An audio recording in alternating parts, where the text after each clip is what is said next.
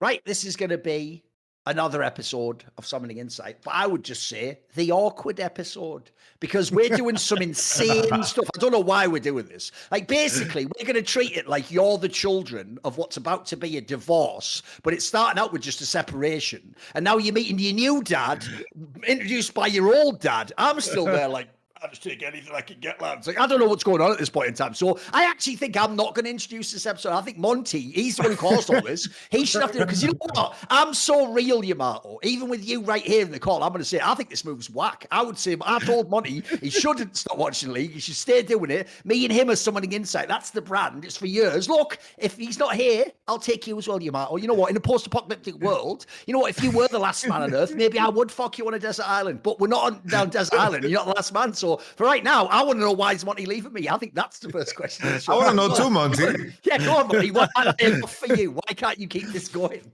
Okay, so I mean, and obviously, guys, you know, there have been a lot of questions about like, oh, Monte, why do you have to drop all the league content? Why can't you just please keep doing Summoning Insight or like that? And Monte and Wolf. You said you know nothing anyway, so why do you even need to watch the game? Just keep knowing nothing. Just spit your bullshit opinions, you know. That's right. Just take my opinions for Reddit. But no, I mean, so the answer is, guys, is that basically like it's one of those issues where LFN has now grown to the point where I need to spend more time working on the business end of things and fixing a bunch of the stuff that we've been neglecting, kind of on the background corporate end. We have a lot of sponsors this year, which is a great sign. The business is doing really well. Thanks to you guys for supporting our sponsors. But it's basically just become too much for me to be able to like watch 40 hours of League of Legends, you know, VODs every single week. And I know a lot of people enjoyed bangers only, and I enjoyed doing it, but it's just not a good use of my time. And the other reason is, especially because I have to do it on the weekends a lot of the time. So when my kids are off school, and now I have 2 kids, and my older son's he's going to turn 5 this year, and I would like to be able to spend more time with him. And basically Sundays I would have to dedicate to streaming and watching League of Legends VODs because we had to prepare for the shows to come out on Monday. So I didn't have time to catch up. So it's kind of gotten to the point where it's very difficult for me to live my life, and running the business on top of doing that is now just like way too much work, like not a feasible amount of work. So instead of watching League of Legends VODs today, what I did was look at spreadsheets. So that's fun. And as far as replacing myself, Yamato here is excellent, always been one of our best guests, and it takes somebody who's really involved in global League of Legends, because this show does talk about every single region on the planet, and we want to keep that vibe going on. If you guys are curious which shows I'm still going to be doing, I'm still going to be doing a bunch of shows. In fact, I'm going to be doing new shows. But part of what we're doing at LFN is we're trying to expand into other esports, so I need to start getting those shows online. We're going to start expanding into general gaming as well, which is something that I'm going to start dabbling in. So that's another really important point. And then also, I'm still going to be doing the culture show, so Foreplay and Nerd Legion. And if you guys enjoyed the commentary on this show that we frequently did about kind of more meta things like industry moves or laughing at Riot, the Four Horsemen is going to be happening more frequently, and that kind of content will just be moved over to the Four Horsemen. So I think what will probably happen on the Four Horsemen is that we will have at the start of the show, every time we do it, kind of like a industry catch up where all that segment's going to go. And then we will probably switch over, you know, to the guest segment. So even if you are not necessarily interested in that guest, I think we're still going to have a part of the start of that show where we can kind of contain that information. I mean, in theory, it actually means the Four Horsemen, as you say, it should be more frequently. And if anything, for industry-only topics, you won't just get Monte's take and my take. You'll also get Richard Lewis's take. So actually, if you're a league fan, that part's better. It's just obviously you won't get Monte's league takes as much because he won't be doing the show in that sense. By the the way, at the same time, though, I did tell Yamato, the history of this show is that it talks about anything that's big in the scene of League of Legends esports. So I did tell him, we will still, like, I'll listen, unlike Monte, where he just lives it, I'll send him, like, the articles in advance a day or two so he can formulate some thoughts. But I told Yamato, all I want is just him to have some level of honesty and authenticity. He doesn't have to give, like, a big, impassioned speech against Riot if he doesn't want to do that or it's dodgy for his career. By the way, Monte could do that and I could do that. That's okay. But I just thought he should at least be able to address it. And actually, unlike a lot of other people in the scene, this is also why it's dangerous. Think of my original joke about this show, Monte. I used to say that coming on this show as a guest is like, I'm in a minefield. Like, come on in. The water's lovely and warm, but it's a fucking minefield, isn't it? If you run in there wrong, that landmine goes off. And then here's the even worse part. Then I just get someone else, like some guy follows LMS. Maybe he makes it through the minefield. Who knows? Anyway, not everyone made it through the minefield. Believe it or not, people like Froscory, they got pulled up pretty early. Maybe that was a sign from God. I don't know. I wasn't religious back then. So anyway, the point is, I think Yamato can navigate the minefield. He's sort of shown me. But anyway, I won't even say what, but if people know what this infers, it'll show that he did his job well. I've even seen Yamato last year actually do abstract posts that actually clearly did refer to like very serious political situations in real life. But he actually nailed it. He did it in a way where it didn't make it like offensive and there wasn't some big scandal. So actually, you need someone like that to balance me out, Monte, because I'm always pulling towards that chaos. You know, I'm always going towards the flame. That's my style. And look, I also think I'll probably be a frequent guest on this show. Around now I find out. Okay. Hey, I can come back. Okay. But especially for like things booking like yourself, like, hey, I'm on this week, guys. Does it? Look, we're gonna talk about Fearless Draft tonight and the interesting video that Phreak put out. But if I know about this stuff in advance, like this is the kind of stuff that I can still talk about. You know, I can pop on for the first part of the show and talk about it. Yeah, that's good. What I'm going to do, Monte, is I'm actually going to do to you what you did to Yamato and others. I'm going to have a segment before where even better, I'm going to tell you the show starts at the original start time. You're going to sit there in some remote location watching on Twitch. Like, when do I get to come on? Me and him are going to talk for ages about the game, League, Riot. Then we're going to bring you on like, oh, coming in now, Monte, to only talk about this topic, you little one-dimensional bitch. And then you can have the opinion. So that'll be fun to flip the dynamic. Yeah. Okay. So, and also I think, for some of the international events, now I will be not up to date on the meta or the state of the game, but I will be. The jokes write themselves, guys. The jokes write themselves. I don't need to say them. The jokes write themselves. So. I will be a useful idiot to explain things to as I, watch some important semifinal. What we need is you need to like embrace that and play it up and be like, so who's this Milky Way guy? And be like an actual boomer. We're like, oh, remember back in your day, Dandy and score and that. Like, yeah, we need to do that. And obviously, if Riot does something really egregious, Thorin and I will have 30-minute rants where we kick Yamato off the show. Yeah, you guys nailed it. Like I do have overlords. I say this on my stream, guys. I have overlords. Okay. I cannot speak freely on many topics. It's the way he makes it sound though, like everywhere in the world he's carrying like a Starlink case with him, and like Monte, we're paging in, like what? Right, just done something. Here I am in Guatemala. It's what's happening today. I want to know what Yamato thinks though. Yamato, some would say big shoes to fill. Because here's the difference. You know what? I saw that Jamada guy. Well, I don't even fucking know. It's just some guy from like shit at ERLs or whatever. I saw he replaced Monte on Power Spike, but I don't watch Power Spike, so that's not a problem for me. So I want to know, what do you think about replacing Monte on this show though? It's a pretty iconic fucking role. It's pretty damn insane. Like Power Spike was cool, in the sense that it was very easy. It was very simple, easy, and like we had beats to hit. I mean, Dagon structures it really well if people don't know. It's kind of good to if you're a guest, you just talk when he tells you, basically, right? Pretty much, yeah. And it's like in a lot of cases as well, it's like I noticed like me and Dom just agree on a lot of things. And I'm like, oh shit, me and Dom just agree on a lot of things. It's like, oh, which teams are the best in the LPL? It's like we spend so much time co-streaming. It's like I tried to beef up some things where we disagreed. For example, like the conversation about some players, but that came like later down the line. In context of this show, it's like when I met Monte in Korea, right? And he mentioned this to me. I was like, oh, damn. I was like, oh, shit. I reached out to you. I was like, yo, what do you think about this? Because for me, it's a super big deal. It's like Summoning Insight has been like synonymous with League esports for such a long time. It's like you guys are 10, 11 years in the making, So on my end, I know that I would never be able to recreate like the magic between you two, right? That's like even now when you guys are bantering and speaking between one another, it's very, very unique in that sense. I am very, very honored and proud and humbled to have this opportunity, and I'm excited to be creating, our own personal dynamic and our own personal magic. Because I do think it's like in the shows that we have been on together, I think I vibe with your energy, and I'm excited for just talking about League. It's like I'm a League nerd. I like everything about League.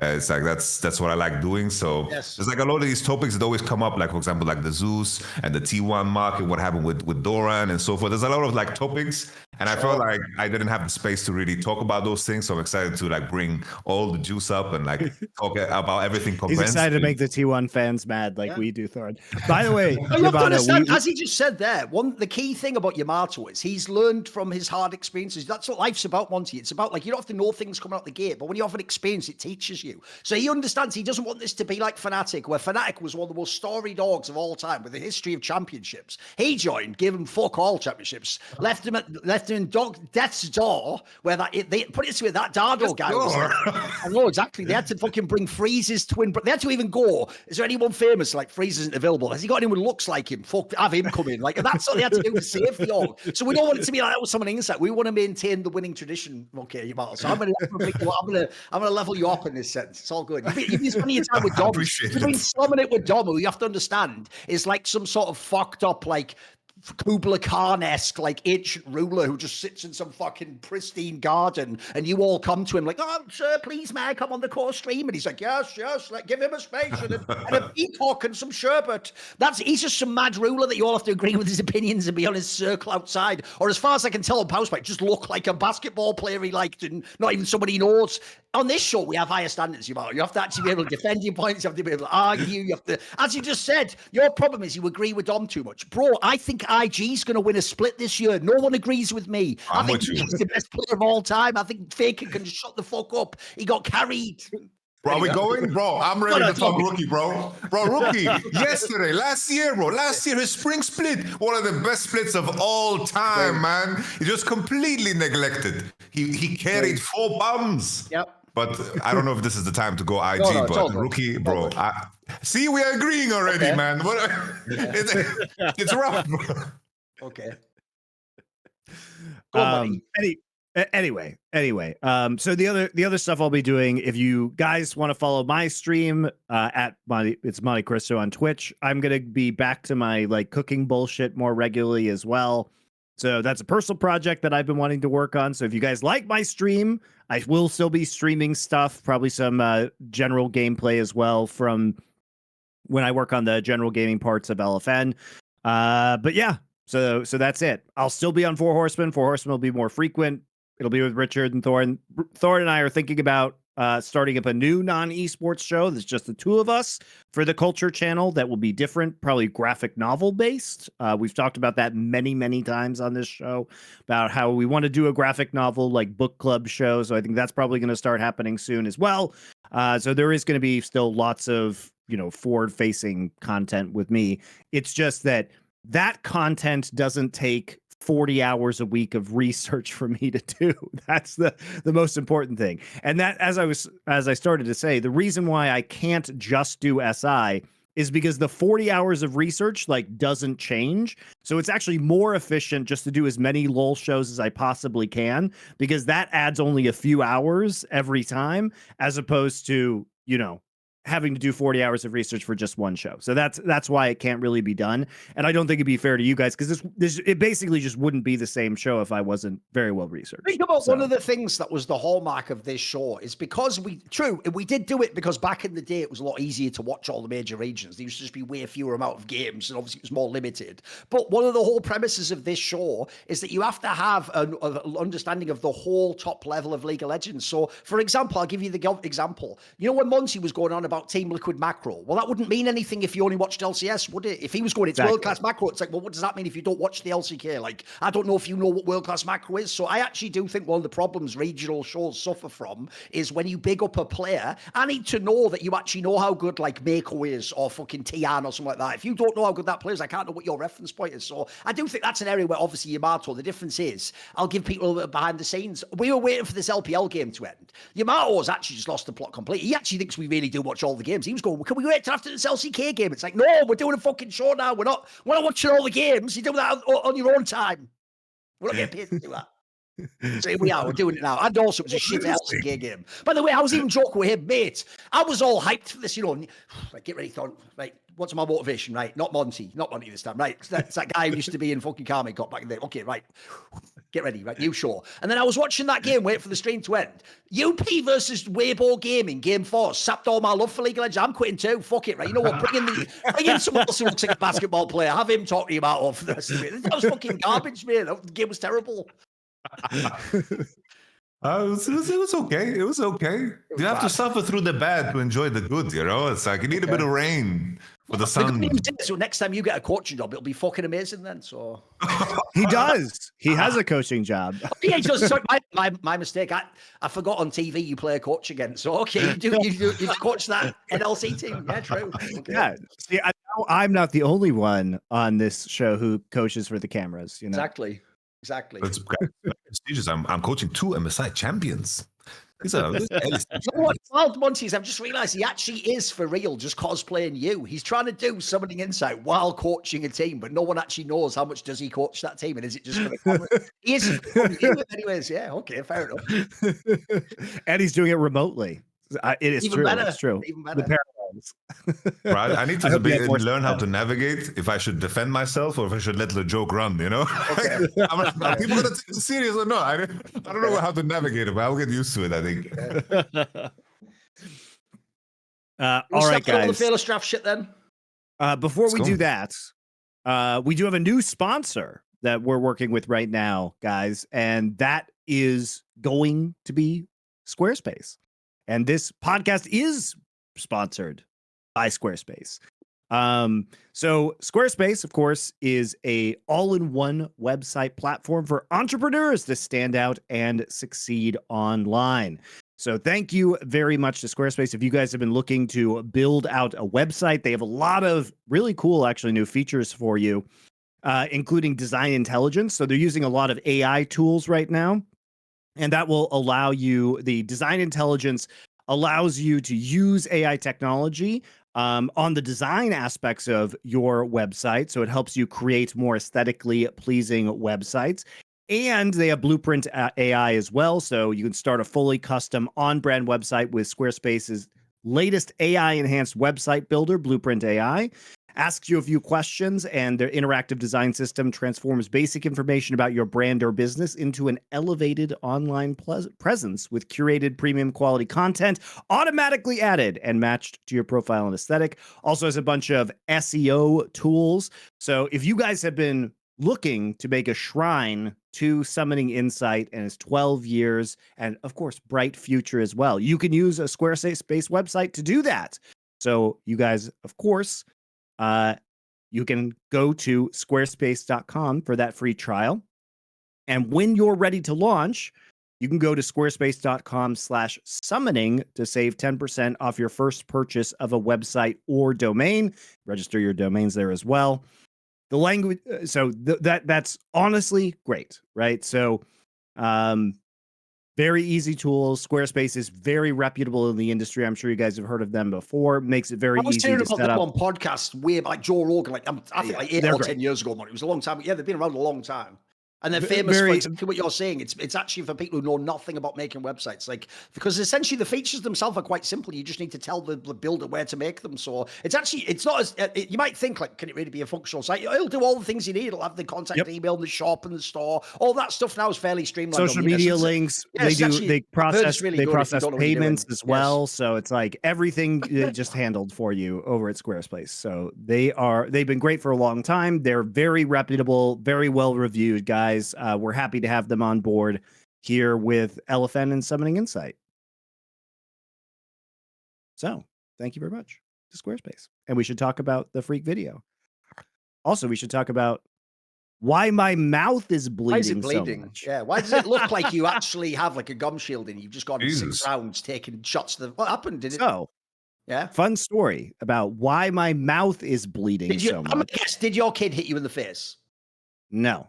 Oh, okay. So I've been actually sick, and when I this is the only time this ever happened to me when I've been sick, but sometimes when your immune system gets savaged by something, you can get a lot of canker sores. And so when I say a lot of canker sores, I mean a lot of canker sores. And so Jesus. my entire mouth has been basically in pain for days now. And so now my mouth is bleeding. It's the physical manifestation of what you're doing to our relationship. You're tearing us apart and it's bleeding out. And it's not too late to fix it, but it is because you're still walking out that door. It looks really bad. You're bleeding really bad. Bro, damn, are you all right, bro? See that you've got can you carry on behind you. That's making it look worse, the contrast as well. Yamato, I'm a kickboxer. I'm used to bleeding out of my mouth. It's okay. Oh, shit. Okay. Damn, I didn't know you kickboxed. Oh, yeah. Damn. Muay Thai for 10 years. All right, guys, I'm going to go deal with this for a moment. So I'm glad we have 3 hosts. Sorry. No. Okay. Fearless draft, Thorin. Do you have fighting experience, Thorin?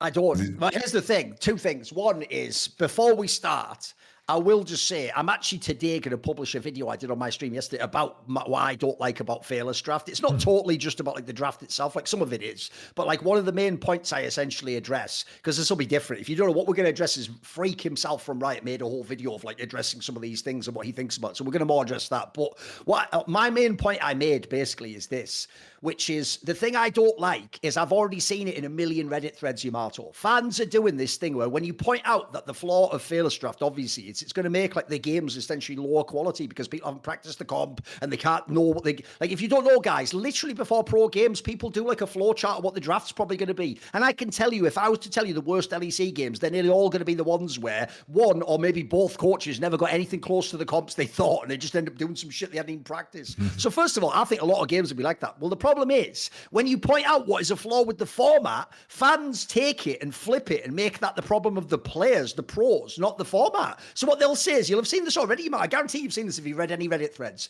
They go, hey, he's a pro player. I'd expect him to be able to play more champions. And essentially, the reason why this is so perfect for me specifically, Yamato, is this is exactly the same logic that has been used in Counter-Strike, my original game, forever. Because in Counter-Strike, instead of champions, the variable in Counter-Strike is the map that you play on, the terrain, right? Well, because that has such a massive impact on whether you win or lose, people would say the same thing. And the genius of it is, because in Counter-Strike, there's only 7 maps at any one time in the map pool, right? Well, that makes a fan think it's only 7. And what they're mistaking is they think, well, why doesn't everyone just go down all 6 except the one they ban? And it's because here's the main part they miss. You only have a limited amount of time in the day. So, for example, all the time you put into your 6th best map, you're no longer spending on your best map. So, by the way, now your best map starts to get worse. Meanwhile, by the way, if something's your 6th best map, there's probably other reasons aside from practice that you're bad on it. Maybe it doesn't suit your style, your personnel.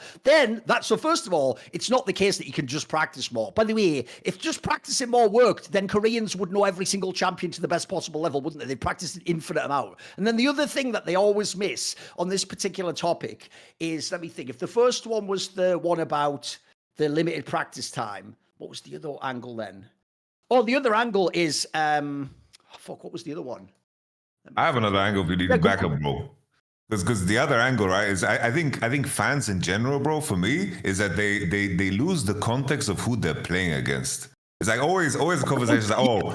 You've nailed it. That's it. You've nailed it, Yamato. The other problem is this. Essentially, this is what my video was about, Monte. I'm just doing some side stuff because I was going to talk about the Phreak video. Basically, the other main problem that you're going to see with the Fearless Draft is this. It's that they're going to say that what you're just hinting at, Yamato. They're going to go, wow, a pro player getting paid millions can't play Thresh. It's like, no, you haven't made the right sentence there. What you need to say is, wow, a pro player can't just play Thresh against the 10 best players in the world that's the problem. You're not playing it queue against your mate. You're actually playing like the best player in the world on the other champion. That's what you can't do. So that's why the analogy like Counter-Strike is, even if you practice a million hours on your 6th best map, the best teams in the world are still going to murk you on it, man. Like, that's not even going to help in that scenario. So essentially, I actually think my video was mainly more about like the fan reaction to it. Anyway, we keep Monte's back now. We can get into the Fearless Draft stuff from Phreak. Yeah. So I do think Phreak released a good video. And if you guys haven't seen it, came out on the channel. Basically, it gave a timeline of how the Fearless Draft thing started. So apparently they started discussing at the end of 2023, and the esports team used 2024 to gather feedback before they decided to implement it in a limited capacity in 2025. But also, there's an implication that it might just be everywhere all the time in 2026, which is like, if this goes well, and I don't know what going well means, because to me, this is a pretty terrible experiment.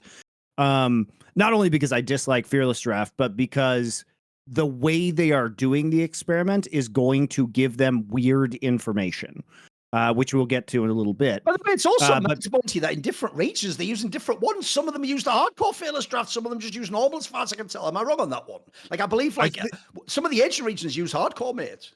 They're all using the hardcore one, I believe. Oh, really? Even the Western one. But previously, for like Challenges series, I think it was mixed. But currently, everyone has hard Fearless, yeah. I also think that's mad. It's one thing if you just went into the middle one. The hardcore one's the worst one. That's the one where, for real, I made this point in my video. The worst thing about the hardcore one is, if I'm playing against BLG, I don't care. If I'm in a best of 5 Yamato, game 1, I'm picking first pick Jax no matter what. So now he can never, ever play it. Now you don't even get one pin game on Jax. I actually think that's the worst version of that form. Anyway, keep going, Monte.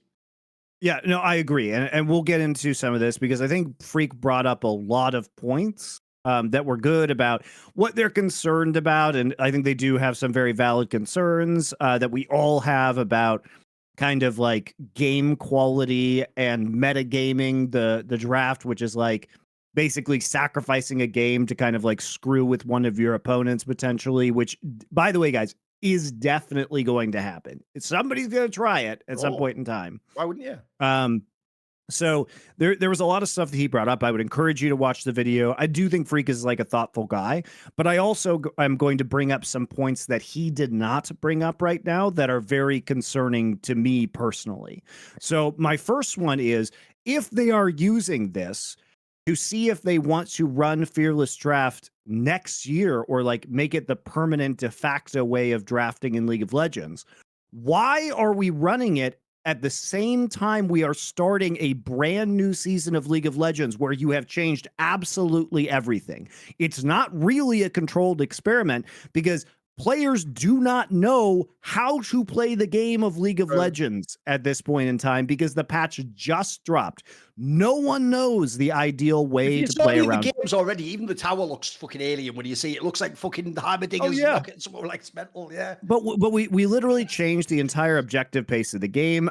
We added a new objective in Otacon. We added feats of strength. This is the part of the season that is always highly experimental in terms of macro, because of the degree to which Riot changes the game every year.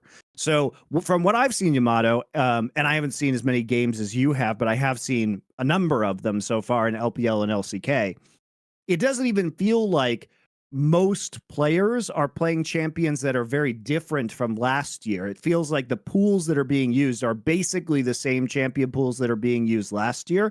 And because the games have been, well, at least in LCK, the games are best of 3, it doesn't actually force you too deep into those champion pools. So it's kind of just like a mixed bag of stuff that's been used before. And I haven't seen anything particularly like super new. Maybe that's like the LPL's where it's going to be, Monte, because everything's best of 5 in that group stage. So by the time you get to a game 5, it could at least potentially happen, right? Right. And I mean, we've seen some like new Victor, but there hasn't been a lot of, I would say, weird stuff yet. No, not really. Like I would say in general, it's like we see this, like the metas that we have seen in the past, it kind of gradually goes down. It's like the AD pool, Ashe Varus is out, Corki is the strongest, Kalista is out, and then all of a sudden it transverses into, melee supers are open, Xayah versus Kai'Sa with Ziggs in the pool as well in the upper bracket. Some players play Caitlyn, and then it just kind of divulges deeper and deeper. And it's more so, I think it becomes more of a trap of mistakes from what I've seen so far. It's like in 4-5, it's less of whoever can find the champions that make the most sense rather than like a team just running out of champions. I feel like that's the main thing I've seen so far, which is a relatively small like sample size, right? Like for example, the last game that we saw was game 4, Weibo Ultra Prime. There was like Orianna first pick. They denied the Nocturne by picking it away. And then blue side is just like out of champions. So they end up like on Kindred, Xayah, Bard, and they're just trying to kind of piece it together real time.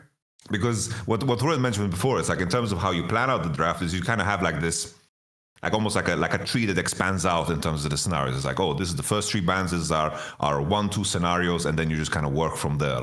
Now it's just like the amount of kind of mutations that you need to be ready for are kind of crazy. So I see more like shitty drafts losing games rather than like you're just genius winning out on the spot. And also in best of threes, it's just too limited. At least it's better than what the LEC has, which is like, we have fearless draft. Here's 3 weeks of BO1s. Right. Enjoy. Go fuck yourself.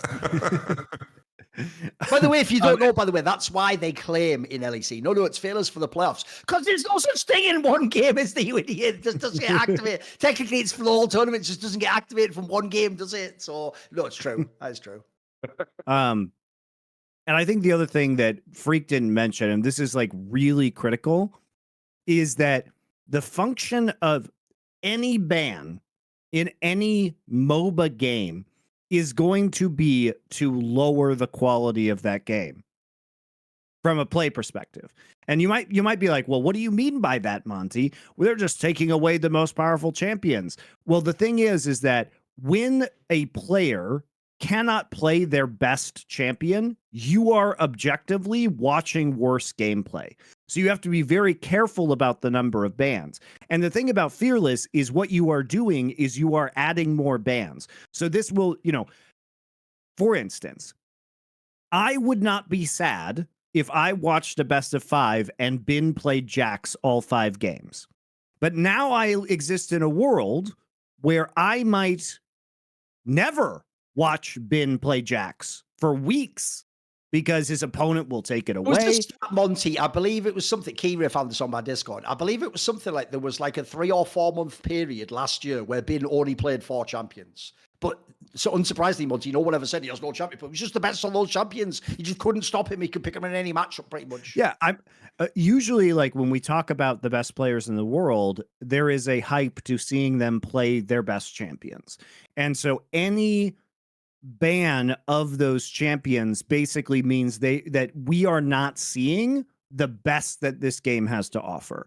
And when we talk about, Phreak does talk about decreasing quality, but the example he uses is like, oh, we've banned so many champions, we're on to fringe kind of shitty picks that players may not play a lot.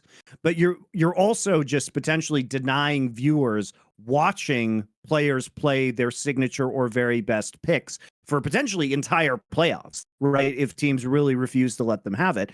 Because, and you could say, well, they could ban it the entire time too. Yeah, but them banning it is way more interesting because it's taking a ban every game than them banning it once and then taking it in the next draft and then it being unavailable for the next 3 games, right? So to me, that's a really big problem. And that's one of the things that I think you always have to remember about MOBAs in general is that any ban is a potential decrease in the quality of the game. Because that's the weirdest thing is, I'll give you a quick example, Monte. If you notice, one of the things I try to do on these shows is almost like a philosophical framework for an idea. It's not just the idea itself. So one of the principles I always try to explain to people is that when you're doing some sort of a rule change, you have to ask, like, what are you trying to implement by doing that? So one of the biggest problems I think here is this, Monte. I'll give you an example. In my native game of Counter-Strike, people always used to say, I want upsets at the major because it's exciting.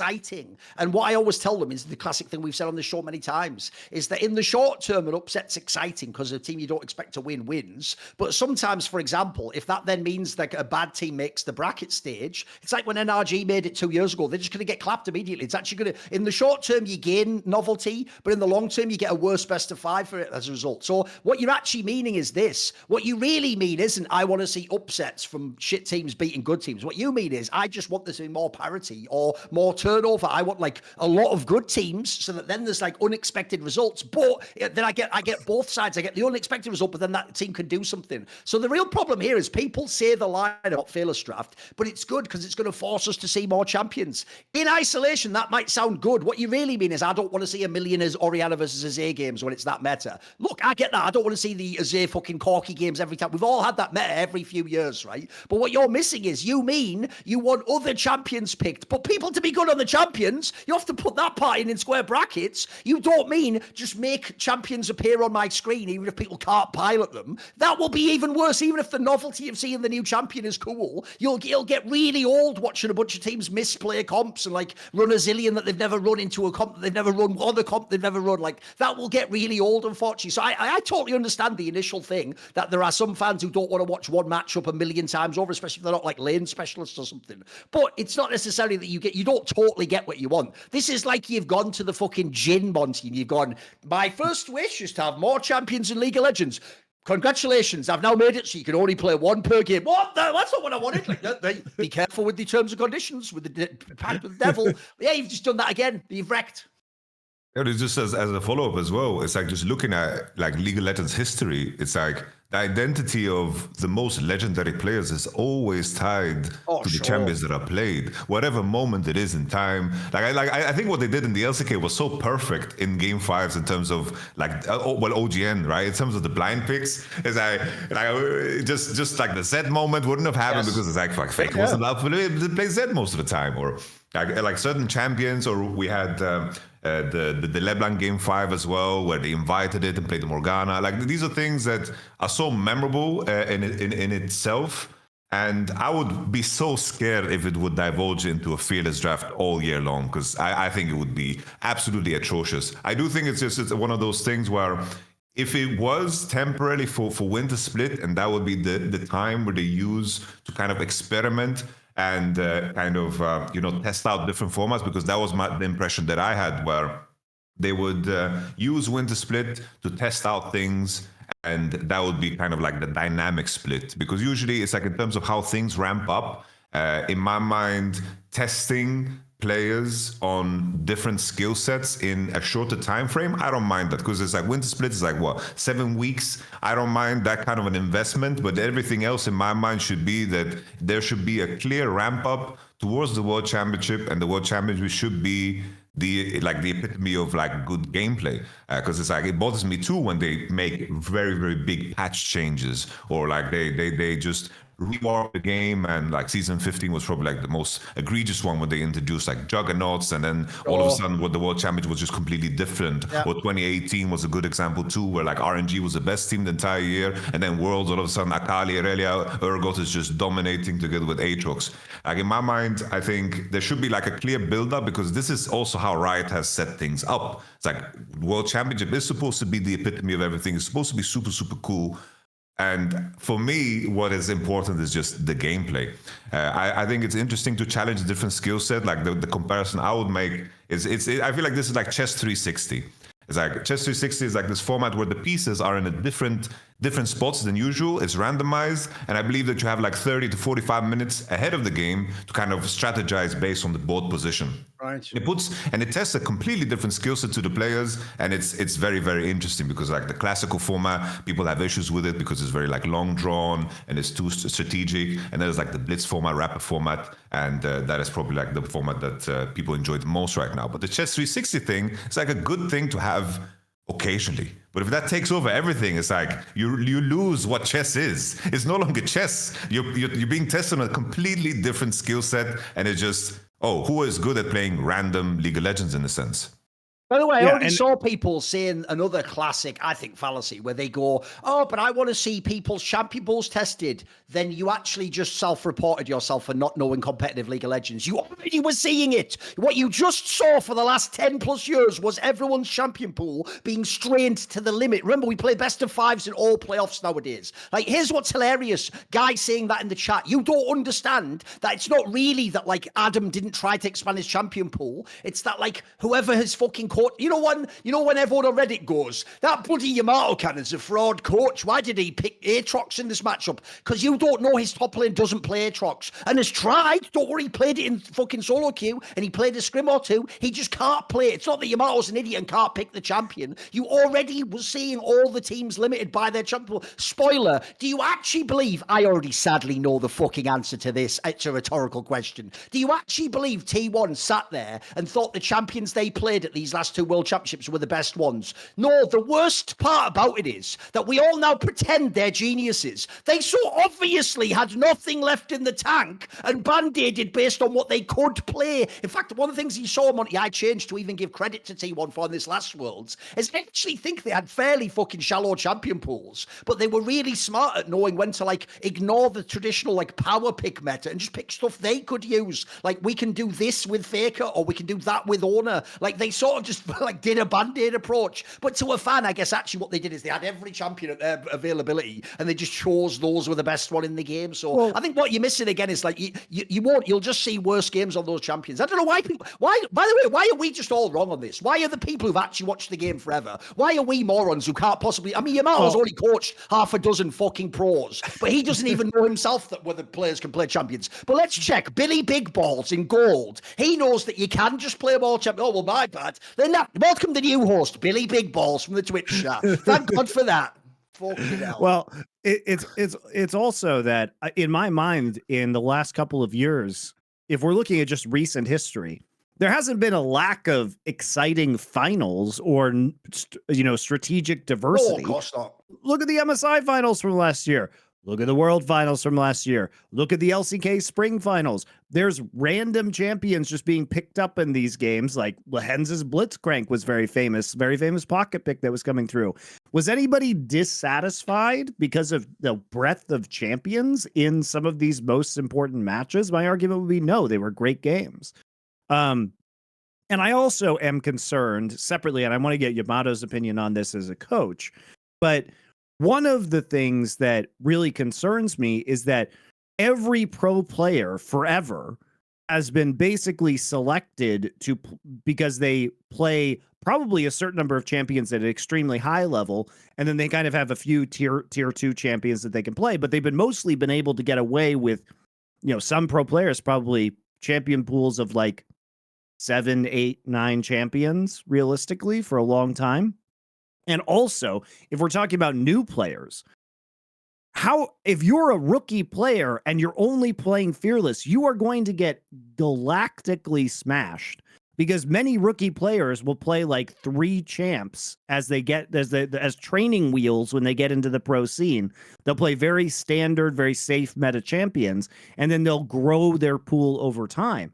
But rookies are going to get destroyed. I think Fearless is great for developing rookies if it's in tier 2. Okay? It's a very good format. If someone hasn't worked with pros, this is something maybe only Yamato could speak to. This is why when you hear those stories that are real about back in the day SOAS or Wonder, when they really did first time a champion on stage, that's why those stories always get told by coaches and teammates, because bro, that is alien. The idea you could do that, but then actually like show proficiency and win in a matchup, that is insane. Like that is such an outlier. You should not expect that at all from normal pros. Right. Like, what do you think? But we basically my point is we sorted pro players for being elite at a few champions and then very good at a few champions. Yes. And what you will do with all Fearless is you're going to change that to like a guy who's like pretty good at a bunch of different champions is going to be the more valuable player. Another point I even made in my video was the best example of why this is going to kill the pro scene is, remember, LEC's full of rookies now. Think of Jojo Pion, bro. Remember that story that Jojo Pion was at like MSI or something and didn't know that Gangplank barrels crit because he just never played the champion Gangplank. Bro, imagine that, but like in real matches all the time. If you're a rookie who's like a 17-year-old rookie from France or something, good luck. You can't play 169 champions or whatever. Like, you're going to have a really hard time. In fact, that could even become a fucking strategy in itself. I mean, Doran didn't know what Nunu did. Yeah, there you go. Perfect. He's played for a million years, mate. Imagine how many games he must have played a solo queue. Yeah. No, just on my end, it's like the characteristic of a player. It's like it's a big strength. It's a very unique skill set to be able to pick up champions on the fly. Like famously, I remember Zoro Zero, right? Like Zoro Zero was a player that was insanely good. But I remember always talking to Nukta. He's like, this guy needs to play like 200 champs on the same champ before he can remotely pick it. Right. And I remember Nukta was telling me, he's like, this motherfucker is investing time into Akali. Like Akali is so damn useless top, right, and he's investing his sauce on Akali, and I'm gonna have an Akali on my team because this guy is investing time into it. It's a very unique skill set, like the players you guys mentioned, Wunder and so on. It's like I have worked with players where they are allowed to go deeper into a pool because I trust them in those moments. And some players are the type of players that should be picking 1, 2, 3, and they are mastering a few champions. Like you have that guy that is willing to pick Asante 1, 2, 3 every single game, and that is his skill set. I don't mind at all if it's temporary. If it's winter split and we want to try something new, because maybe the benefit is that players and teams figure out like new champions because they're forced to go out of the comfort zone, and maybe it has an impact on the overall pool as things continue, because you are forced to look a little bit deeper. But if it takes over everything, I do think it kind of like just kind of ruins the sanctity of league. Like I am even so picky that I think it's like in terms of how the World Championship is, even the World Championship as a tournament tests a very different skill set in comparison to what regional league does in terms of how it's structured, how little practice you get. That's why, like in my mind, T1, they are so good at figuring out what works for them, and they're also very, very good at taking like these gut calls in terms of just saying, oh, the meta has moved away from Ahri, we should play Sylas and transition into Galio. The game 5 happened with the Galio being blind picked at the beginning of the tournament. Everyone had very different opinions of what was OP. And then you see these teams that are dominating regionally do very, very poorly at the World Championship because a team like Gen G, a player like Chovy, likes to put the repetitions in. It's like, why is he so demonically good? It's because he's played that matchup probably 200 times. He's drifting with Koki on Talia players, spacing them with less range. Is because he put in the hours. Chovy is not Chovy without that practice. And you can see it as you go deeper into the tournament where he sticks to comfort. He kept picking Ahri, Zeka kept picking Ahri, and Knight and Faker surpassed them because they were willing to just play something else on the fly. It's just a very different skill set, and the way you acquire players, you kind of want players with different skill sets. It's like those players that go deep, like a Caps. It's like you can go 4-5, you know he can pull out a Sylas, a Yasuo, and that's like, wow, he's so good at that. But there's going to be players that get hard exposed, and I hope there is forgiveness because it's just a different skill set coming into the rest of the year. So I'm happy winter split, but the whole year I'm scared. I don't want that. Look, I don't want to see that at all. For this cup to kick off the year, I think it's a fun and exciting way to start the year because in every region, this first phase doesn't really matter, right? It's going to a very small international tournament. It's like a fun way to kick off the year. And to your point, Yamato, I totally agree. If this is going to give us more champion diversity and pocket picks in the rest of the year, because they're going to be forced to like experiment with stuff, it could be really good. It could actually increase champion diversity for the rest of the year, right? Or forever, potentially forever, right? If a player finds a pick or something like that. So as like an opener, I totally get it. Using this for the whole year would be very, very sad. My problem is this, Monte. It's that you went from this used to be used in third-party exhibition tournaments to it's part of the real circuit. So here's another problem I have as the esports historian, right? One, Yamato just touched on it earlier. Imagine being RNG. Essentially, what happens is Riot make you a game space. So in the off-season of 2017, you make your team. It was actually basically almost the same exact squad if people don't know. You make your team. You pick your players that are going to be good in 2018. You play the splits out, so you win the LPL first split. You've done your job. That's the incentive. Play this way, win the split. Then you go to MSI. You play well in that meta. You win that meta. You win LPL summer. You come to World's most important tournament. Oh, what's that? We've completely changed the dynamic how the entire game operates. It's all about solo lane strength. Bad luck for you. By the way, nothing you could do. You didn't have a time machine. You don't have a crystal ball. You can't know we're going to flip it like that. So I guess you're just unlucky that, like, Let Me isn't a fucking God tier, the Shy-esque carry top laner. Like, sorry, turns out you don't win. It's even worse now, because now to do a golden road, you have to somehow win the Fearless part and then all the rest. Fearless is basically a totally different game, thanks to the format, than the rest of League of Legends. So by the way, here's a part people haven't even thought of. The other reason it's mental to have Fearless first, Monte, is people, Yamato can talk about this, people are going to get benched and replaced based on the fucking Fearless split. There are going to be people who get dropped, where it's like I say, what if by the way, imagine now being the 18-year-old rookie coming out of the RL with 2 years experience. Oh, I'm now on a hyped team, and it's the first split where we lost. Well, shit, the traditional meta is you replace people, so I guess I'm out. I never even played League of Legends. I was playing some fucking weird draft nightmare simulator. I would make a joke there. Like, it's like Nico the Pico draft simulator. So I just picked some coach and people think shit. I don't even know if he was bad at draft. But the point is, you're just picking someone where they're just bad at drafting in it. You know, grabs simulator, there you go. Whatever. No, man. It's just I Make it didn't know. exhibition. Like, don't make it part of the circuit. Because, like I say, how are you supposed to be the best at this and normal league? They're too different. I didn't know at all that it's considered for like the whole year. I thought like the way I understood it, the way the Well, it's messaging part of the was. official circuit, though, right? It's not considered exhibition as far as I know, right? I mean, they treat it like Oh, of normal course, yeah. LPL, split one, you know. Win split will be taken very, very seriously by everybody. You know, like I like it as an introduction because it's like at the same time. My understanding was that they are going to use Winter Split as well in terms of what the game is to introduce whatever like theme there is. Like basically, like on the game side that is outside of esports, is like they wanted to create 3 separate themes for the split, so to speak, and that is going to change the game drastically. And I don't know if. Because that can also be dangerous. I don't know if after Winter Split, is Atakan going to be gone because the Noxus team is gone and then we're going to have a different theme? Because that can also mix things up in a very, very extreme way. It's like the skill I don't set think Atakan's going to be gone. I just think the feats of strength will be gone. That's what I think will be gone. Okay.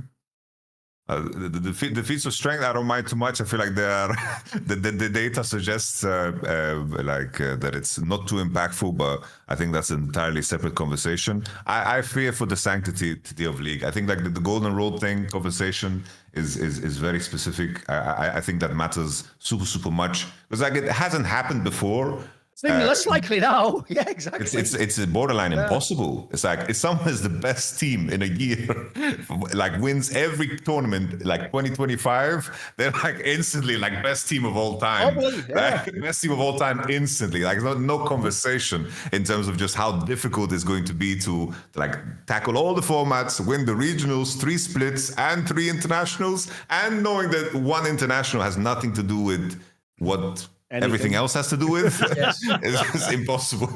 And you have to understand, Yamato, they're already fools for trying to make the Grand Slam. The Grand Slam, that's fool's gold, mate. That's a trap that no one can do. Faker's smart, mate. He knows that if you try and do the Grand Slam, you burn yourself out on those first ones. So he doesn't bother trying in LCK and MSI. He just waits until Worlds, saves all his strats, gives Chovy the illusion he's better by like rope-a-doping him. It's sort of like the Rumble in the Jungle, Monte. And then at the end, he just like comes out like Rocky and just wins anyway. And the joke's on you because you didn't know it was only about Worlds. So Faker's got it figured out, mate. All you fools trying to win those splits. Those splits don't even matter. Shout out for the millionth time, by the way, Monte, to all T1 and Faker fans for being so dumb that when your player has won the most domestic titles ever, you actually put forward the argument domestic titles don't matter. You actually can't even help yourselves, guys. You are so fucking stupid. It is insane. Like that should be the base of your argument, you morons. Because here's what you're missing. You don't want to say LCK matters now because you know Chovy beats Faker. LCK needs to matter now because he has like twice as many as Chovy, you cretin. That's actually still a really strong argument for you, you idiot. But anyway, like that's actually almost a joke. But some people do believe that like if Worlds only matters, like essentially to go back, why does Winter Split matter? Why does even Spring Split matter? Right? That's the argument. It's only because it has MSI qualification. We pretend Spring Split matters at this point in time. That's actually the real dirty secret all of you won't admit in League. If you really believe it's just about being the best for Worlds, then you should have just made the whole circuit just a summer split into Worlds and had the rest be a third party circuit. Does it make sense? But instead you built a whole circuit and then it's like someone really telling me like, oh, the Premier League part doesn't matter, it's just the Champions League. The whole fucking sport of football's watching the league. I don't know why. Again, by the way, to bring it all the way back to Fearless Draft, you know when you all sit at home and go, but I'm bored of seeing Azir and Orianna. It sounds like you're bored with League of Legends, mate. Fucking you're bored with Orianna mid lane. I don't think League's the game for you, mate. Next you're going to tell me you're bored of Lee Sin jungle as well, you daft. It's fucking going to be played forever. That is jungle, you idiots. Like, what are we even doing at this? Well, I guess you're bored with top playing too. Maybe you're just bored with life, mate. Again, I would never suggest any behavior in Minecraft or any other video game or on twitch.tv. But maybe get a new hobby. I don't know, check out fucking manga. That's probably, actually, you know what? I've probably backed into the worst possible recommendation. If you're a moron who plays League, check out manga. So I'm already ahead of you on that one, Thorin. I've seen all the shit manga too. I will say my final comment on Phreak's video is like I felt the mask slip a little bit with Phreak because his new balance job started to shine through because one of the positives that he said here was that if Fearless Draft, basically the implication was that if Fearless Draft were to be adopted full time, well, you know what we could do then is jailbreak champs out of pro jail. And for example, famously, Rise is basically in perpetual pro jail, which means that he has to have a very low solo queue win rate, because if they buff him too much and he's good in solo queue, he just dominates pro play. He talked about Varus. What does that say about you kids who make up solo queue? You are like fucking insects. Like, if we just give a champion a global ability, you can no longer, the game no longer operates because you're so dumb. It has to be overtuned to fuck so that like a pro's just like, well, it's obvious I'd just do that. Oh, win the whole game. It's like, that's how bad you all are in solo queue. And then the same guy in solo queue, hey, I think Adam needs to play more champions top. You've never played a champion by that logic, you moron. You're playing Fisher Price League of Legends. He's playing actual fucking chess, you moron.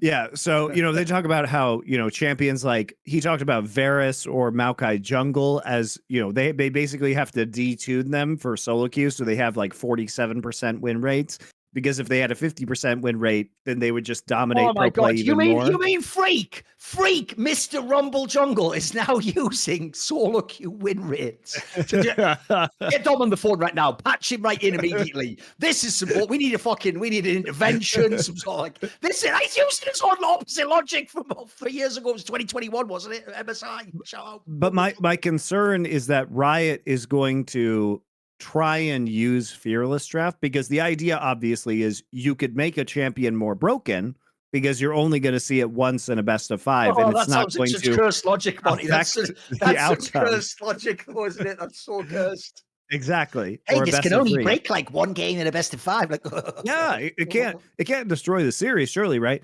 So I do fear that Riot is going to be like, what an excellent time to balance the game for the plebs. If we have Fearless Draft, then we can resurrect all of the champions that we've had to overly nerf in solo queue so they don't dominate the pro scene. That is a deep fear that I have. The irony of you having fear about Fearless Draft, that's the jokes right themselves. So keep going. No, I just want to say, bro, like I think, you mentioned yourself like before, Monte, that we've had good amount of diversity in the game, like in terms of champions, in terms of the last World Championships. Yeah, I do think I want to credit the boys in the balance team, because I do think it's extremely, extremely challenging to balance this game. It's like the challenge that they face, right, is that like they need to send out patches ahead of time. And I do think that sometimes they can be more aggressive about things because they're trying to create a circumstance where they incrementally nerf something to not completely rip it out of the game like they did in the past. It's like, oh, this is being played too much, let's just rip it out, and then it's gone, and then they have to figure out a way to re-implement it. They rather like gradually like nerf champions over time. Like, I think obviously like Tristana is a very obvious example of this being like a mistake, in the sense that it was incrementally nerfed, and then I was like, let's pull the plug and just send it into bot lane, right? And they admit these mistakes. I think from this position I'm in, I kind of trust the balance team to not give up, because that seems like such a simple solution to make the fearless. I'm going to say one thing, which is instantly going to make everybody hate if they move Fearless Draft to full time. They will buff Yuumi, guys. They're going to fucking buff Yuumi. They're going to do it. If they do Fearless Draft year round, they're going to fucking buff Yuumi. Do you want that? Monte, do you want that? Do you know what's mad? And there's even a counterintuitive logic where if what you're saying is correct, you end up with less champion diversity. Because here's what happens. You overtune all the giga broken champions, like you say, like Rising Pro Player, Yuumi, Zeri, fucking Soy, all the ones that were broken on release. You make them like they're broken again, Monte. And you get ready. Now a series in a best of 5 becomes like one of those like knockout whist games, Monte. It just becomes which one of us chooses to take the Yuumi game, because that's going to happen. Then who does a Zeri game, right? Then who does that? You get less champion diversity. Now you actually have a set amount of cards. It's just who plays it first. You could actually end up in the opposite scenario where you always get the same champions. It's just who plays that card first. You're right. It could even go the opposite way, not even stimulate diversity. Because like we're saying, if it's so OP to have a Yuumi, someone's going to either want to take it away or play it once, right? So every series would now definitely have Yuumi again. So you're back at square one in a way, right? I'm not so sure if I follow this one, Thorin. I do think it will bring diversity, but inaccuracies. Because it's kind of weird, like how one champion just breaks the door open to like so many avenues, right? It's like, oh, Yon is first picked. All of a sudden, it's just so many different champions are being opened. So I do think diversity will happen. I'm with you on the inaccuracy part. I just hope that Fearless year round, bro. Like that scares the shit out of me, boys. The only Just tell me this is not gonna happen, man. Legends plays on anyone's legend, mate. That's the real fact. You can go look it up. I know no one watches the LPL because that was fucking fell dead, didn't it? It was actually just a good joke. His name's Hope. Anyway, whatever. Look it up. I got it. How about new formats? Did you guys cover this part too? Because that was the one that I focused on the most. Like when you talked about like different formats they were experimenting with, like most of them sounded way too crazy. But I appreciate that he went through so many different possible ideas, though. That was interesting. Yeah. Like one thing that I think could potentially work is if there's a scenario where it was similar to what we had in Dota in the past, a version of like Tavern Draft, where basically, like, let's say you would receive a list of random 50 champions, and then you have to prepare for a specific tournament. I think tournament, like the fact that LCK Cup is a thing, I'm very happy about that. Because I think the tournament format allows for more experimentation in isolation. You're basically getting into a thing I've suggested many times, Yamato, which, by the way, I didn't invent. I took it from people like LS. It's the idea, like you do in Magic the Gathering. You have a limited set for that tournament. You don't have all the champions. Because I always said to Monte, that's the obvious solution to me once you get to like 200 champions anywhere. Because actually, even in normal league, there was going to be this problem that any new player would be like 100 plus champions behind, wouldn't they, based on the meta? So in some ways, and for coaches, that would just, if you just knew it was these 60 champions or whatever, then you get to work on that 60 champions. You get the flow charts all going again, and actually people solve the meta. I think I actually would be in favor of that, mate. Here's the difference. I would take that as like a winter split thing. I think that's an interesting format. Get people to master this aspect, then switch because then the difference is what I just said earlier about RNG. If you really knew, this is the problem, is Riot will never commit to this part. If Riot just committed to, we're going to have like 3 sets per year, and then let's say they have a Phreak video where he explains, Monte, I just like Worlds to always have like control mages mid, because then you allow like a certain style of like team fighting or whatever. Then you would know in advance that that's what the last split is, that you'd know like the last part of the year is this set that always has Lee Sin and Orianna and whatever else that you want in that classic set. Like you could even make it a themed aspect. So if we're going to go into these crazy areas, guys, these are ridiculous ideas. I think that's a less ridiculous idea than Fearless Draft, hardcore Fearless. It's just the time is so important, right? Because like if you lock yourself in a whole split, you put 2 months of like the 50 same champs, that's where like the danger lies. And then I think they are like kind of bound to the format of things. And I do think split, you want it to be like an IEM, like a weekend IEM just has that. Pretty much, yeah. Like that. I see what you mean. Because that was the cool part. So hold up. Let me explain the idea first, guys, so everybody's on the same page here. Basically, the concept that Phreak floated was that every team submit a list of like 10 champions and blind. So there might be overlap in some of those champions with other teams. And so all the total number of champions that the teams submit. So it could be like, he gives an example. I think he says it could be 70 champions. It could be 130 champions, depending on how much overlap there was between the pools. And he uses Worlds as an example. But basically that becomes the universe of champions for that tournament. Right, Yamato? Pretty much, yeah. I think like the Dota variant is just randomized because it's like in client, right? That's what I remember from like the Dota Allstars Warcraft 3 map. But I do think, yeah, there's like the main challenge is I like the fact that Winter Split is so short. Like I think that offers you an opportunity for experimentation because Spring Split is a lot longer, right? In preparation for MSI. I do think there you don't have any room for experimentation. I think the regular patch cycle still makes sense in the longer periods, because it's like with the streamer tournaments, they're temporarily 2 weeks. It was like Fearless, here you go, you get tested on many elements, and it's like it was a way to kind of battle the players that are OTPs, to kind of let them play their champions one time and then force them to do other things. Like that was like the main idea, but we're not at that level where we have OTPs everywhere. And I think Winter Split experimentation to the max. It's short, it's condensed, but everything else just we have to protect it at all costs. Because it's like if you have, for example, the Spring Split format of LEC, where you have 8 weeks of best of 3 single round robin, and then you have the playoffs where 6 teams go further. Like if you are locked in something that is fucked up there, I think it just impacts the rest of everything way too much because it's just so condensed. It's like January, February, the split is over. I'm fine sacrificing Winter Split for creativity. Yeah, me too. Like, and it could be fun to have different formats in winter every year, like doing that, like the champion pool submission every year. Also, if they did it in different regions, I mean, this is insane because obviously, like if you did a champion pool submission in every region, the champion pools would be different, so they would qualify for the international tournament with different champion pools, and then you would have potentially another champion pool submission for the international event.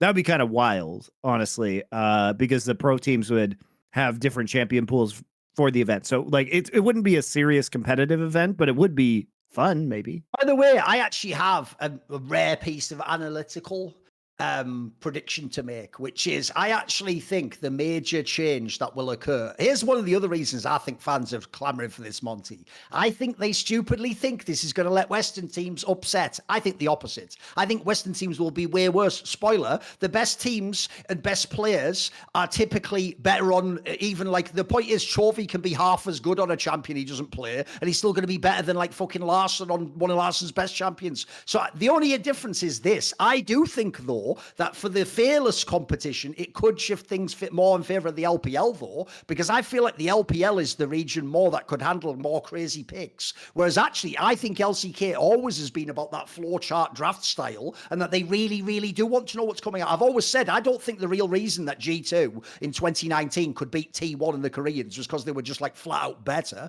I also think it's that they couldn't handle all those flexes that G2 could do in the draft. Like they weren't ever playing anyone that could flex like a fucking between top, mid, and bot and stuff like that, and support to mid and stuff. They weren't ever facing that. So all the million drafts they played to get all their comfort back in Korea, they never ever got to experience that type of scenario. So I actually am more interested to see if it's the LTK versus LPL matchup could switch a little bit, because I don't feel like the LCK is the region that wants to play a billion champions. They like to figure out what the strong set is, as it were, and just play to that very heavily. I agree with the LCK part 100%. Like looking at the teams that everyone expects to do super well, I think How Alive is a team that I'm putting on the top of the chart in terms of how they like have the off season, in terms of how like the roster is built. Yeah. But if you think about players like Peanut and Delight, they are specialists, right? And they are they're the best in the world at doing what they do. But if they have to go beyond that, it looks a lot worse. It's like Peanut can play Viego, he can play Kha'Zix, but that's not what I want to see. Yes. But it's like then you have like a team like T1, maybe they'll be better in a fearless format. Just test a completely different skill set. I do think LPL, especially with like in terms of how the players, a lot of the players are drafted, especially some of the lower end teams. You have like the occasion like OTP of this champion, OTP of these champions. You have players come in with very, very crazy champion pools that occasionally like do some damage. I remember like last year there was Tianzhen with his Rengar games. It's like, oh, he locked Rengar. Damn, he's gonna win this game. You know, it's like, who is this dude? He's like, yeah, it's just Tianzhen, bro. He's a Rengar. Life on fucking Rumble or whatever, you know. Yeah. Everyone spikes or whatever. No, for sure. I think LPO is. It comes from their practice, right? It's like from speaking to Steak, it's like in terms of how they practice like LEC did back in like season 2. Right. You know, it's like if you have a problem in your team, you practice your way out of it. You grind your way out of it.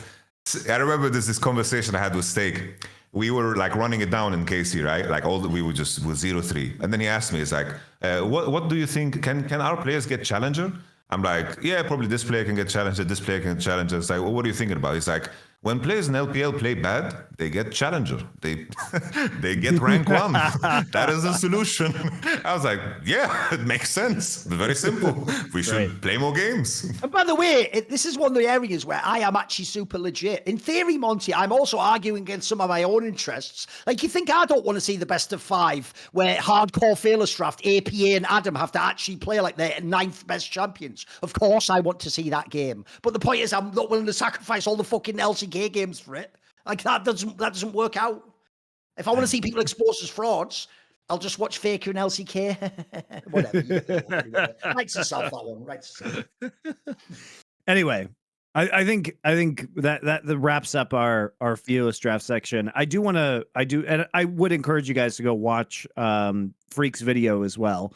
I do want to talk about some of the new objectives and things they've By added the way, to. one last thing as well is if Yeah. people are really old school fans and you think from this show or just the general ambience that we think Phreak's an idiot or whatever, first of all, that's never actually what we ever said on this show. Monte actually knew Phreak in Warcraft 3 way before League of Legends, but also what you're actually seeing like in this video, and especially now he's not a commentator, is Phreak, part of that is like a wrestling fucking heels persona. He is definitely over exaggerating things and playing it up. He's actually a way different person. Like he has some of the seeds of that, but he's not the person he appears on. Like you said about the mask slipping, there's a way more reasonable person there than you think, guys. Like sometimes he's also just being a kind of he's kind of just played. I'm gonna put that out there. I love Phreak. He's also just played the company man role many times, where he just would devil's advocate for Riot a lot of the times. Like he's actually not some idiot like people make out. He's quite an intelligent guy, actually.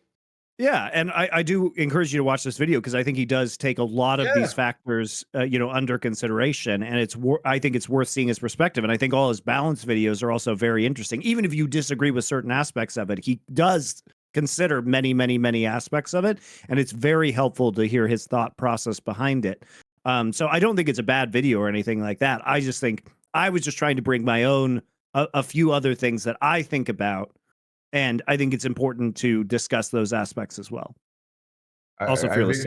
We are so lucky with the balance team, from the game side. I always have these battles with Dom because he's very like pro player skewed, and I get that, right? Like in terms of like jungle changes, and in terms of in terms of where the game is progressing, in terms of shoehorning in basically simple team fighting, because like between 2023 and 2024, like in terms of the map structure changes they made, they pretty much streamlined how team fights are supposed to be fought. It's like there's like one bush you need to take control of, and whoever takes control over that is going to be like in a better position. It's like team fighting is way more accessible. Like 2023 Worlds, the chess game that T1 needed to play in order to like what Zeus did, in order to like conquer sides and like push out Zika, in order to like get the position and like the overarching like the arc to kind of get the crossfire into the same pocket. Like this like game that happened real time. T1 were masters of this. And as like a League fan, I loved seeing this happen real time,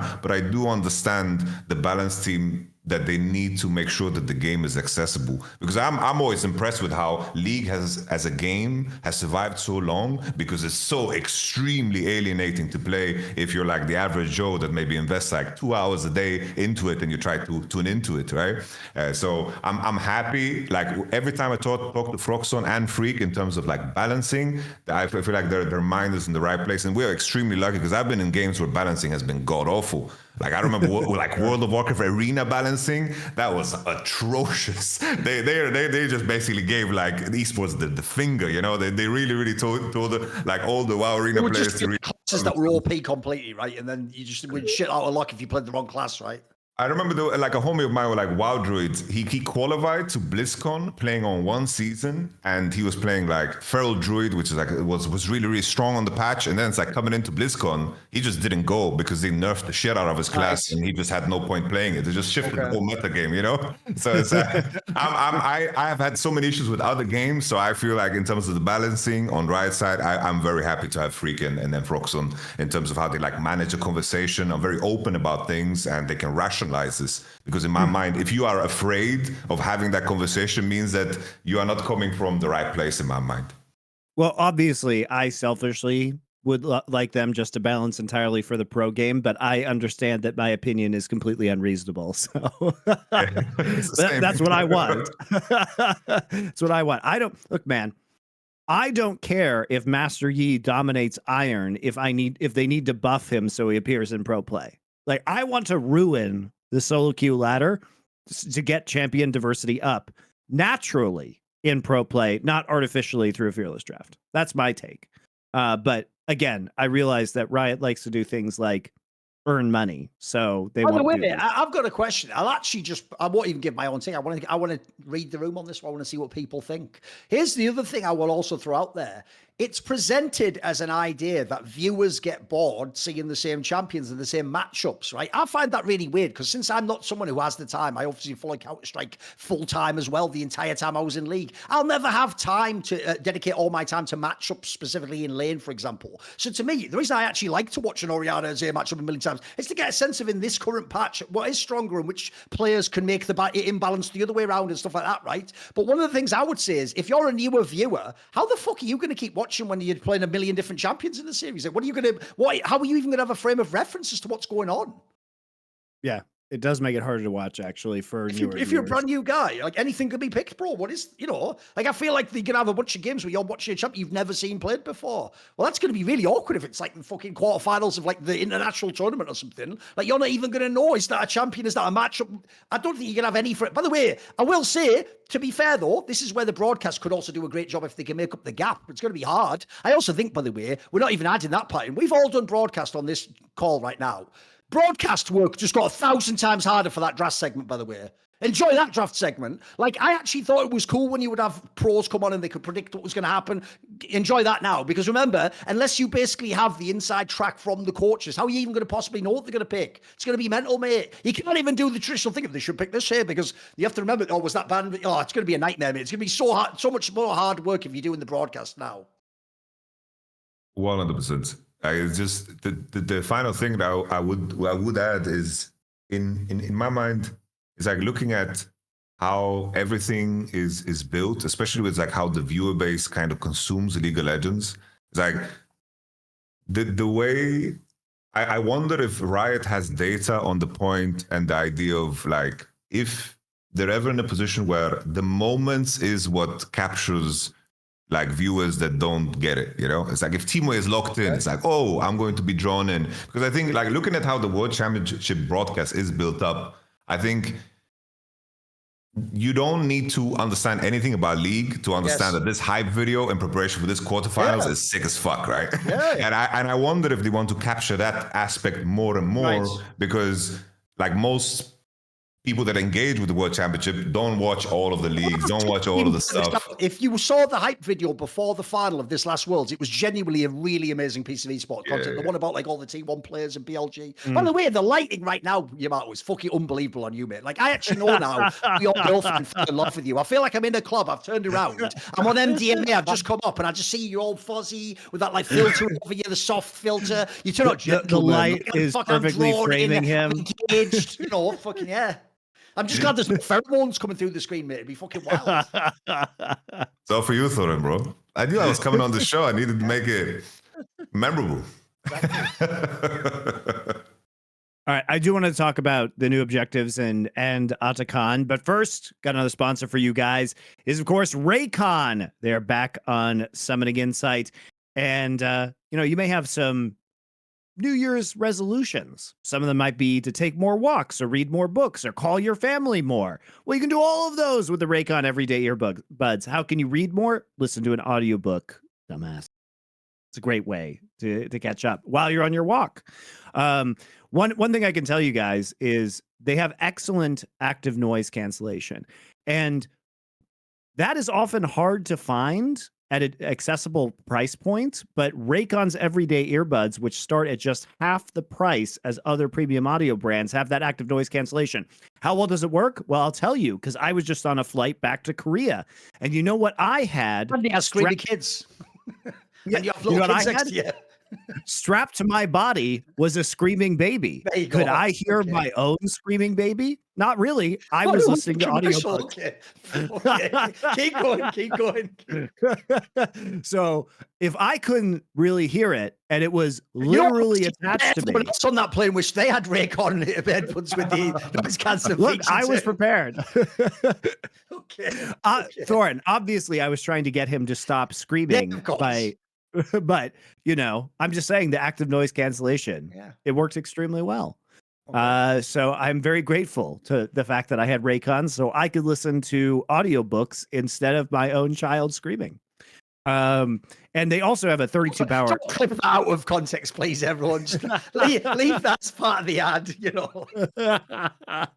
They have a 32-hour battery life as well, and multi-point connectivity, so you can pair them to two devices at the same time. Charge really quick too. It's awesome. Yeah. So like it could be attached to your phone, so you can listen to the glorious podcast Summoning Insight while playing your Switch, for example, that has Bluetooth as well. So these are very, very useful for you guys on the go. Definitely recommend them. They come in a shockingly large amount of colors as well, and kind of like unorthodox colors if you're into that. So not just the black that I have here.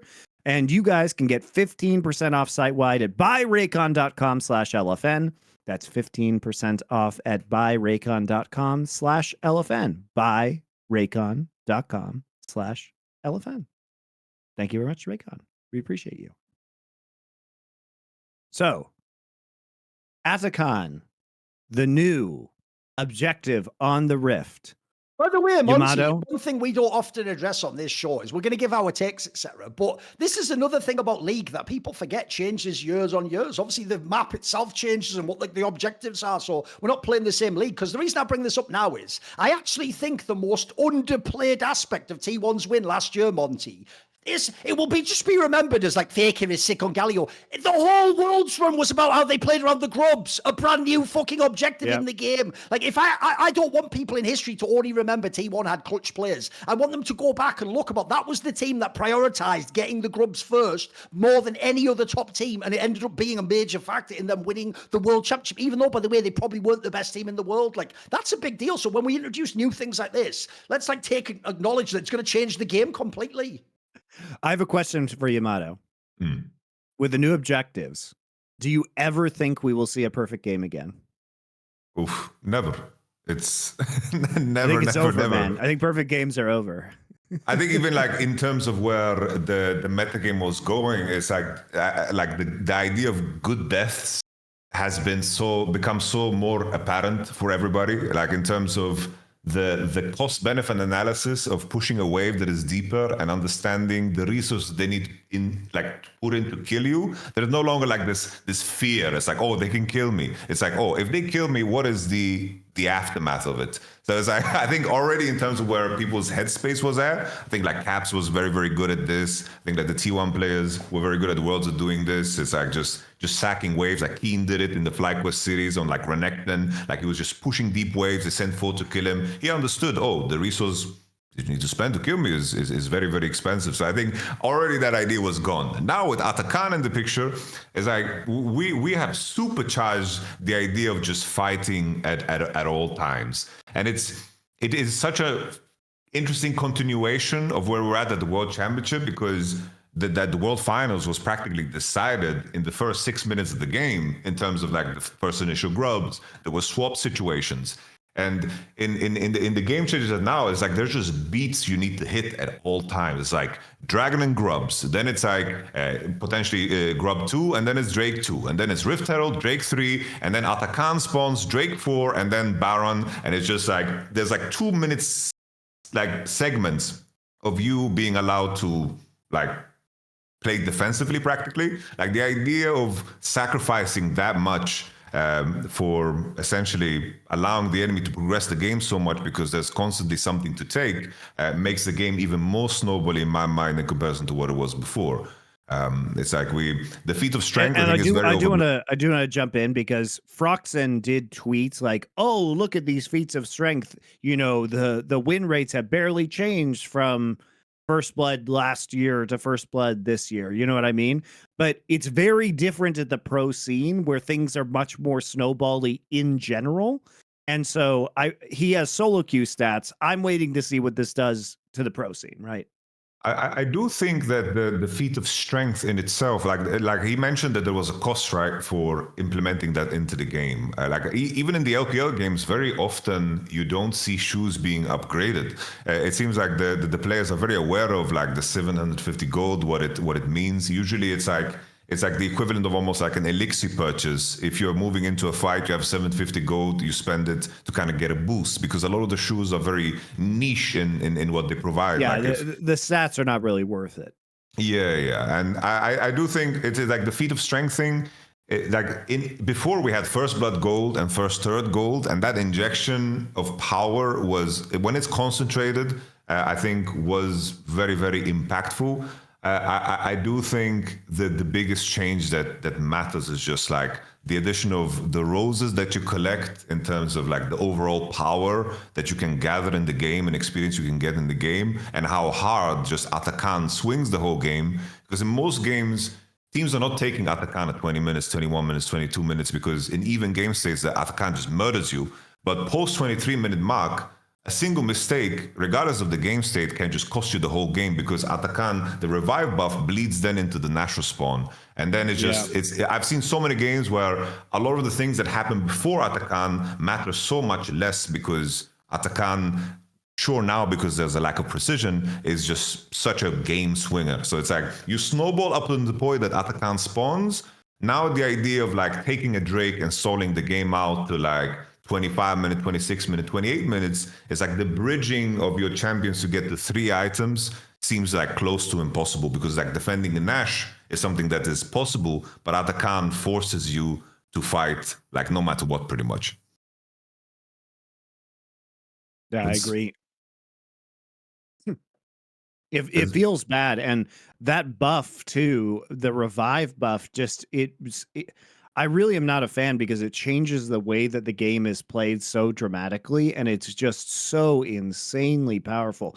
And to your point, I think that, what is it, 150 seconds it lasts too?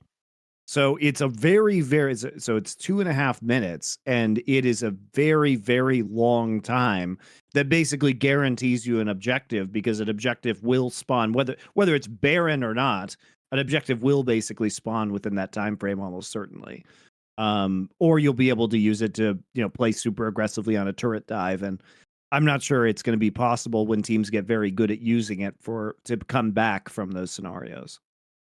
No, for sure. It's also, I think the weird thing is like, I do think for what solo queue is, I do think it's like interesting enough, because it's kind of dynamic in terms of which Atakan spawns. But now in pro play, it's majority like the red one that gives you like the revive buff. And the situations where they siege with these buffs, they look so awkward, because it's like any trade is just so beneficial for the team that has the buff. So I expect to see some nerfs, because it's like it looks so weird when like 5 champions are like approaching a turret and you can't really fight back, even though they're like objectively like inting, but that's what they're supposed to do to like gain value. So it just looks so awkward and unnatural. But I can understand that maybe that's just me like being used to the game being played a certain way. So I'm like trying to hold reservations, but at the same time now. But if you're a casual fan, how are you supposed to interpret this, Yamato? That's the other thing, is this buff makes the game weird. And it looks different than every other phase of the game, and also every other game of League of Legends that you may have watched for the last 12 or 13 years professionally. And so if you're a casual fan, it's like, what the fuck am I even watching at this point? And it's like, this game is already complicated enough. It is so hard for people to be casual fans. As opposed to Counter-Strike, where it's extremely easy to be a casual fan, right? It is so hard for people to get into this game.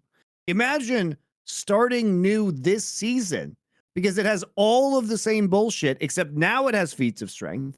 Now it has another objective that's been thrown into the milieu. It is just becoming absolutely impenetrable. And they're going to change some of these things, 2 more times this year? You know, the irony, Monte, is I used to criticize this detail based on the, I think, incredibly bad faith / idiot people who keep making these shit comments about how we need more diversity and more fairness and more different things.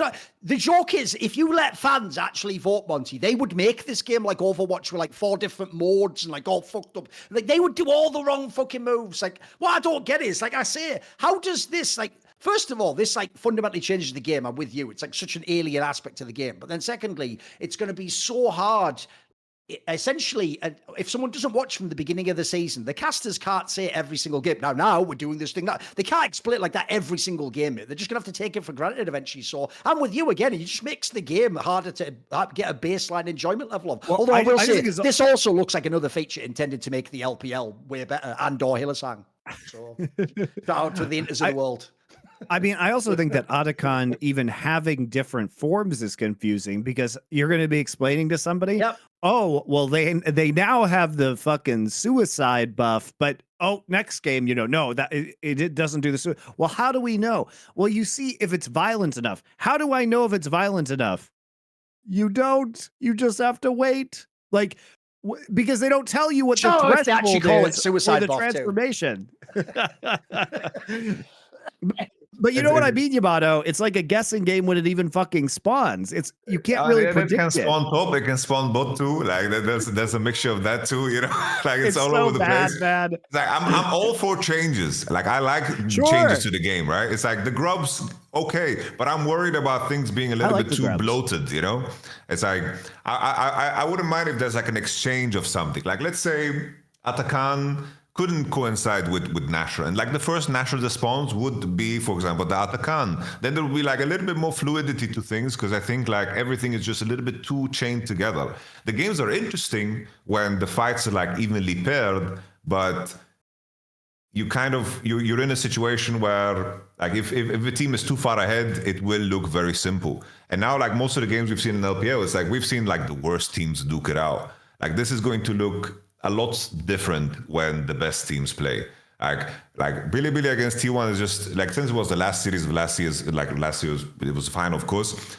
You saw a clear vision of both teams. They both agreed. It's like, oh, the enemy's ahead. We need to try to catch Phreak on side. We need to try to catch Knight on side before the team fights happen because we're going to lose there. And at the moment the team is ahead, 1k gold, 2k gold, that's going to be so much more significant in later seasons. So I worry that it's going to be so snowballing in one direction and we're going to have games decided in the first 6 minutes, first 8 minutes once again, because that's pretty much what the World Finals was too. Sure, Game 5 was, Billy out macroing, right? And finding gold, even though they were super, super far behind on the Jax and the Ari. They found a very nice TP to come back into the game, and that can happen, but that is not going to be like the norm. That is going to be, the rare case as we go deeper into the season, because in the end, precision is going to happen. Now there's a lack of precision because it's like we watch Weibo game versus Ultra Prime. Like, come on. Exactly. Give Rogue a chance to play it, then we'll see how the game should be played at its highest level. That's what's up, bro. Your boy Larson together with Adam.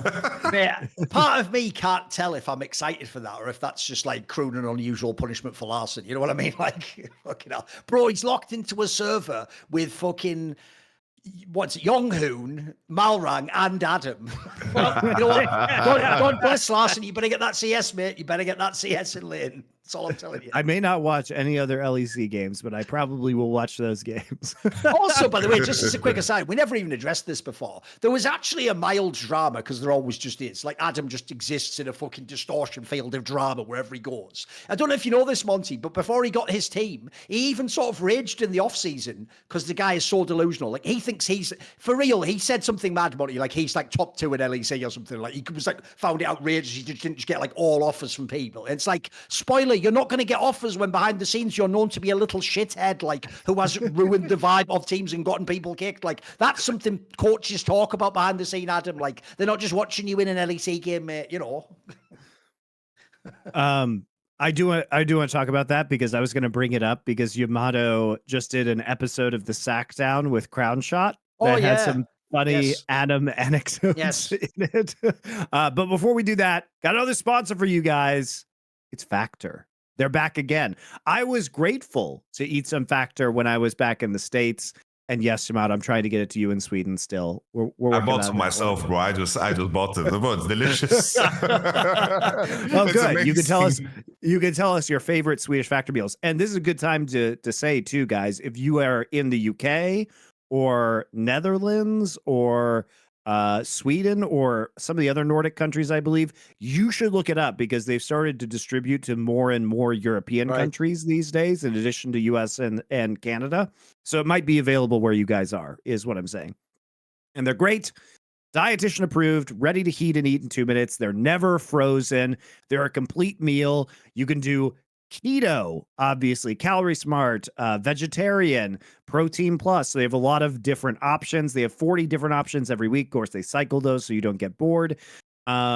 And you can add additional things to your box: smoothies, breakfast, grab and go snacks, protein shakes, whatever you want. They ship you 1 box a week that has cold packs in it. You open it up, you pop it in your fridge, and then you microwave it in 2 minutes, and you too can have a well-rounded meal of whole grains, protein, and delicious vegetables, right? What are some of your favorites that you've had? Is it different in Sweden? I'm curious. It seems a little bit different. Like I had it in the US, like when I flew into to Dom, and it was amazing. It's like for me, it's just all about time, knowing my macros. It's just too like I want to do the exercise thing and all, but it's like I stream 12 hours a day. You know, it's like getting the that right is an nutrition is underrated like feature, impossible. Yamato. It is awesome to be able to see a breakdown of literally what's exactly in the food as well, isn't it? Like that's something you guess it up with other food, like takeaways and stuff, right? It's so simple because it's like I use this like this app to track my food. I can just scan the QR code and all the macros just instantly in. It's like usually it's like if you make your own meals, first you need to go to the shop, you need to clean up, you need to do the cooking. It takes you 3 hours of your time, and then you have to like figure out. It's like how did I 200 grams of potatoes? What the hell did I do? It's like well, I don't give a damn, you know. I just move on, you know.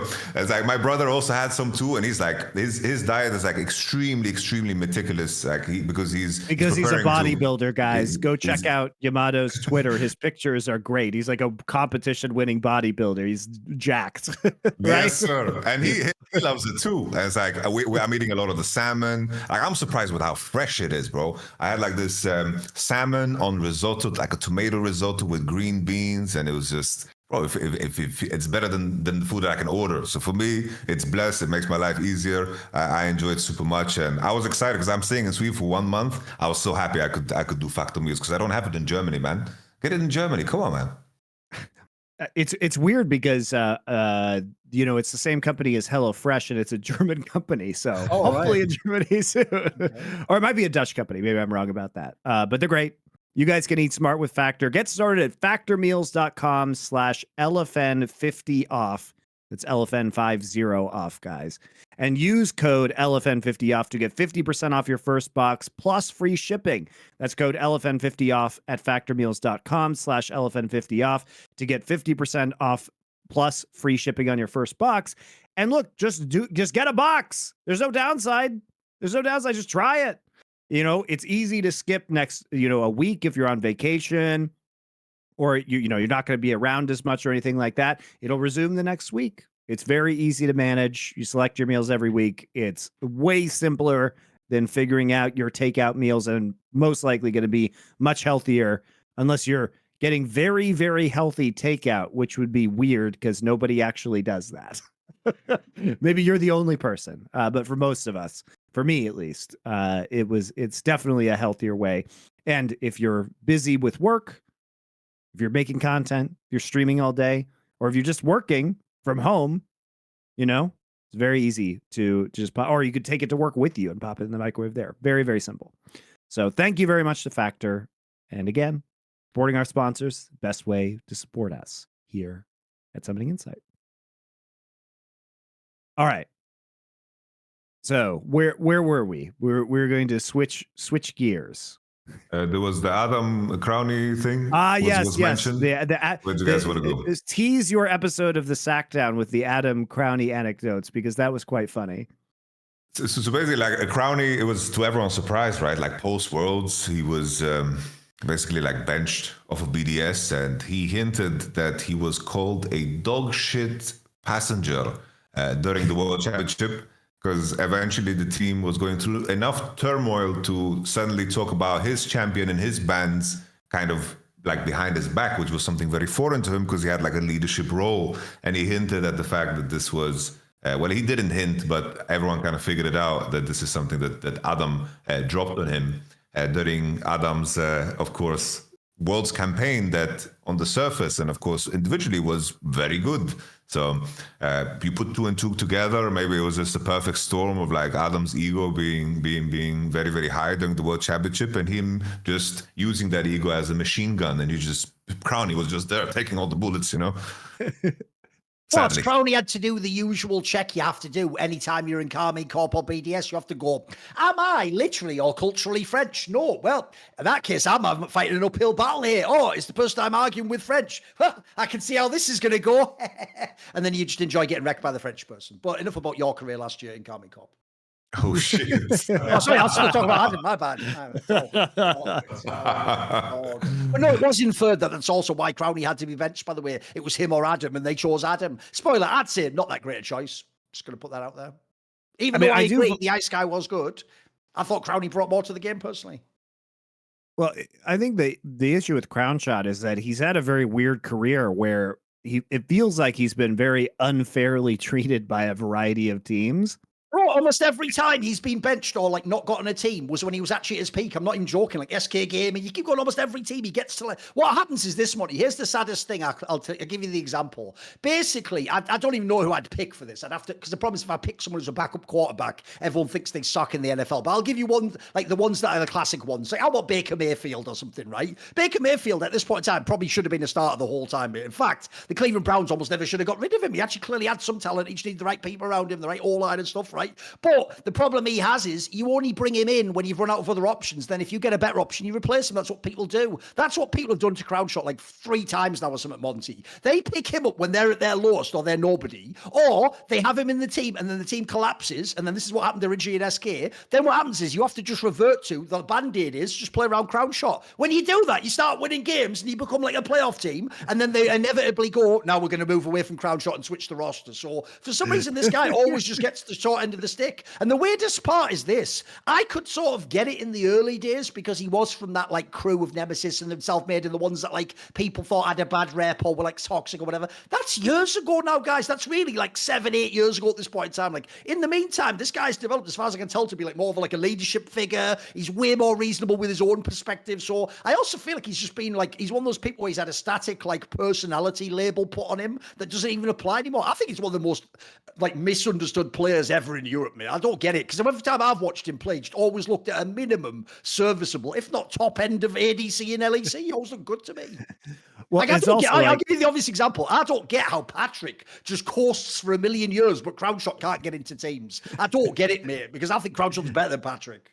He's also like the poster child of the LEC problem of like, well, just replace the veteran with a younger player. They could become anybody. They could become Crown Shot. And it's like, wait, we had this guy who, you know, especially when his trip onto BDS. Yeah, he told the story on that as well, Monte. He told the story that apparently in scrims, he won like 10 scrims in a row as the bot lane, and they still wouldn't let him be the LEC ADC because they were saying like, but we're focusing on like the academy team. And so even though he was smurfing all, like he even tells a story on the Sackdown Bro that when he smurfed all these scrims, the ex-Matty guy who was the real LEC one was almost like bummed out and couldn't play anymore because he sort of knew like, oh fuck, I must be benched then. I'm not nowhere near this guy. But he still couldn't get in the team. They were still making him stay in the academy squad. That's what I'm saying. Like it's fucking wild. And you know, I think he basically for the entirety of his career has been an LEC starting player. And when he was on BDS, they were literally playing the entire game around him, and he was carrying these. He was carrying on these hyper carries. So I've always been very confused, but. Thank you, the Sackdown. You did, in fact, help me understand parts of his career arc and why things turned out the way they did. I do think like a big issue is in terms of how GMs view players. It's too synonymous with how the community views players in a lot of cases, where everything is so short-term based, where often players. It's like players are a victim of their circumstance. I think a very good example of last year, like I got a lot of flack for putting Keen as the second best performing top laner at Worlds with Bin first and Zeus third. Like I got a lot of flack for this, but it's like you need to see at what conditions you are in the game, what your teammates made with those conditions, and often that also, of course, ties into the meta game that is being played. a conversation was about Ruler last year. He looked worse. Wait, on the key one is the logic there, because they only made top 4 and the expectation was Genji was win. People thought he can't be key. I know what you mean though, Yamato, because the second you said that, I'm immediately thinking of that insane fucking Poppy game he played, which is like the most unwinnable game I've ever seen. That was God tier. Yeah, that was fucking sick. Even that series against FlyQuest, it's like people don't rate FlyQuest that high, but he had to drag his team, like the Kesante game, the Renekton game. Like he was tremendous, but nobody values that because it was FlyQuest. But I remember how Lehens and Pace were playing in that series. They were getting outplayed by FlyQuest's bot lane, and conditionally, there's a lot of things that you can and cannot do. It's like sometimes you can play a perfect game and that not mean anything. You can play, like there's some games where I'm watching, where I'm like, if I played support or jungle in this game, we would still win because the role was so simplified. And sometimes you're a victim of your circumstance, right? And I think that's the case with like Crownie. Like he was sharing the story of in spring, the meta was very Jinx, very heavy, and then it was moving in a different direction where his role had less of an impact. And then he was viewed in the context of, oh, you were carrying before, why are you not carrying now? What is happening here? Because he did mention that like higher ups after he like re-signed the contract, it's like, oh, you're not doing as much as you did before. You're not trying as hard, when the context is like entirely different. And it just comes down to the same thing. It's like for me, Crownie was probably my second MVP. Like I put him second MVP after Mickey, because Mickey had just such a dominant year. It was like Mickey, Crownie, and Jankos. Those are like the 3 players that were just really good the entire year. But then it's just like Worlds comes around, you play like 1 BO5, a couple of best of 3s, and then some BO1s and 1 losing best of 3, and all of a sudden, those are the games that matter. It's like, just you have to look at the whole body of work, the volume, and I feel like GMs are very reactionary in that way too, where looking at the BDS roster, it's like going to the World Championship is an extremely stressful experience if you don't know what's happening. That entire BDS roster, they were all rookies, coaches, rookies. They are going into areas that they don't have no clue about. And you can talk to a lot of people in terms of what you should prepare for at the World Championship, but a lot of World Championships, like most World Championships, are very, very different. My experience was very, very different in all 4 World Championships I've gone to, because it's a different location. It's like the last one I was at, we went to Mexico for play-ins. We had like 1 week prep time, and then we flew to New York. This was COVID peak. And it's like my first was 2016. We had like 1.5 month boot camp period in Korea before we flew to America to play in San Francisco. It's these experiences are vastly, vastly different, and you deal with so much. So it's like that level of stress, most people are going to kind of show new sides to themselves during that. So to be judged by that in isolation is extremely dangerous in terms of how you evaluate players, because as you mentioned, like Ice is a fantastic player, turned out super, super well, but the risk proposition and how Crownie was viewed in that offseason, that is the thing that is, I guess,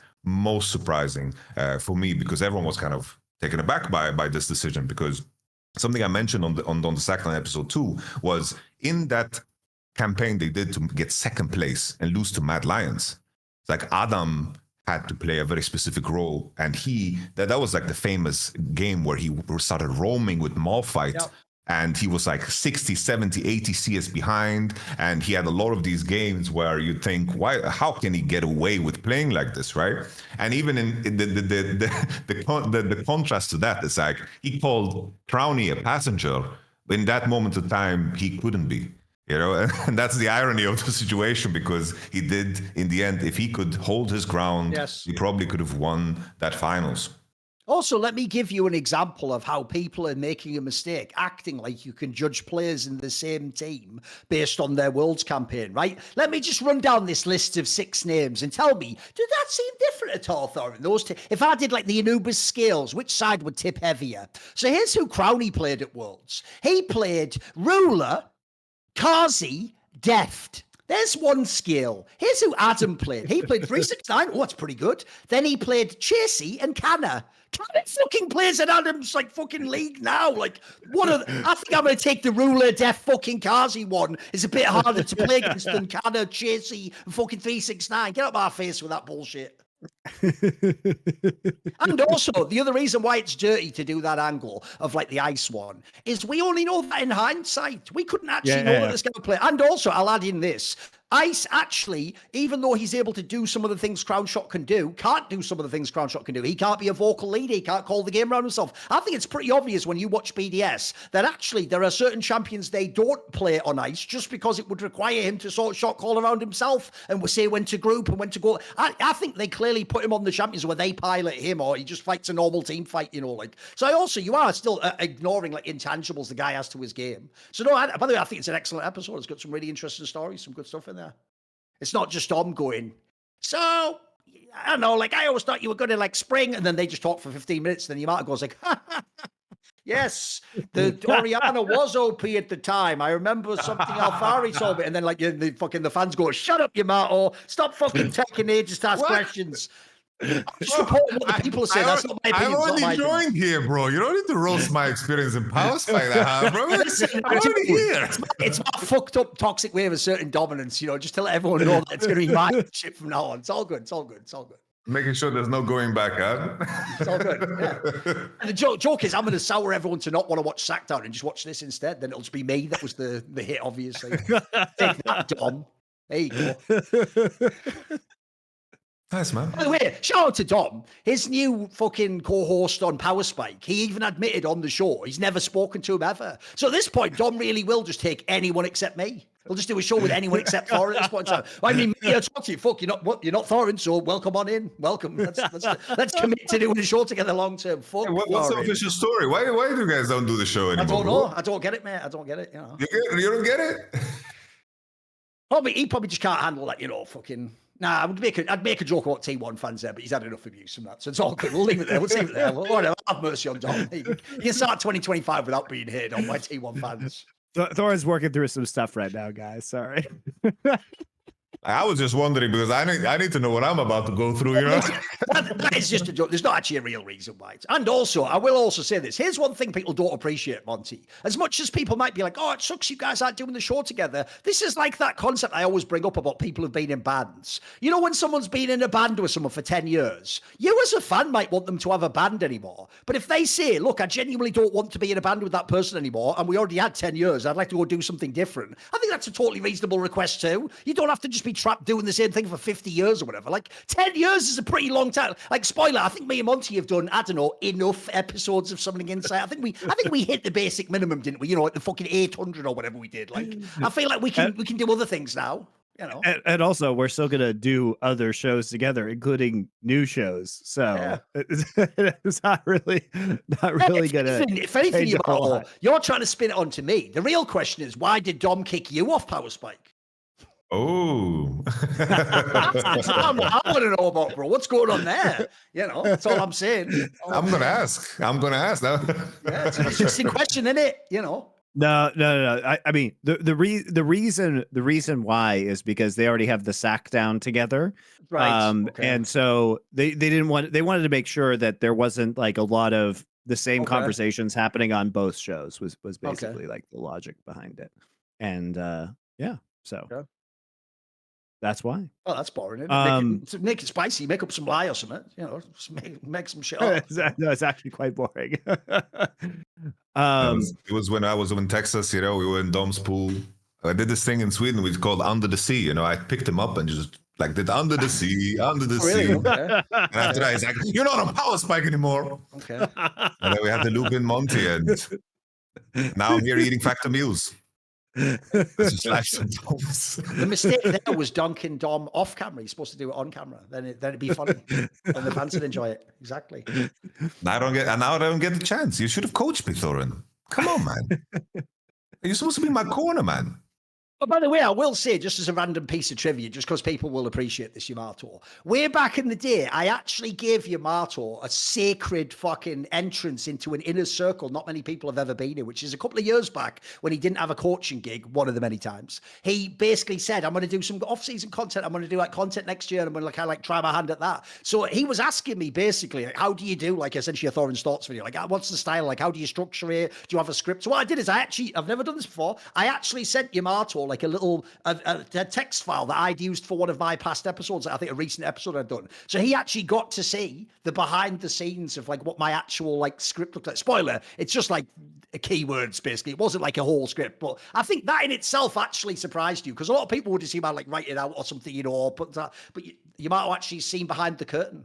He knows how the Wizard of Oz does I it. use that strategy to this day, bro. I have keywords that only make sense to me, and I ramble Exactly. and I ramble. I don't want to edit that shit, bro. Like, I want to do like you just keep Thorin do pepper out 3 hours. Exactly. You just go and then you get back to that word in the cool next. Then you just keep going down. You keep going down. Yes, sir. Exactly.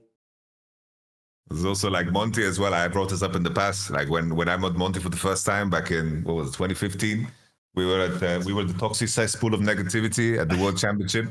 2014, right? Was it 2014?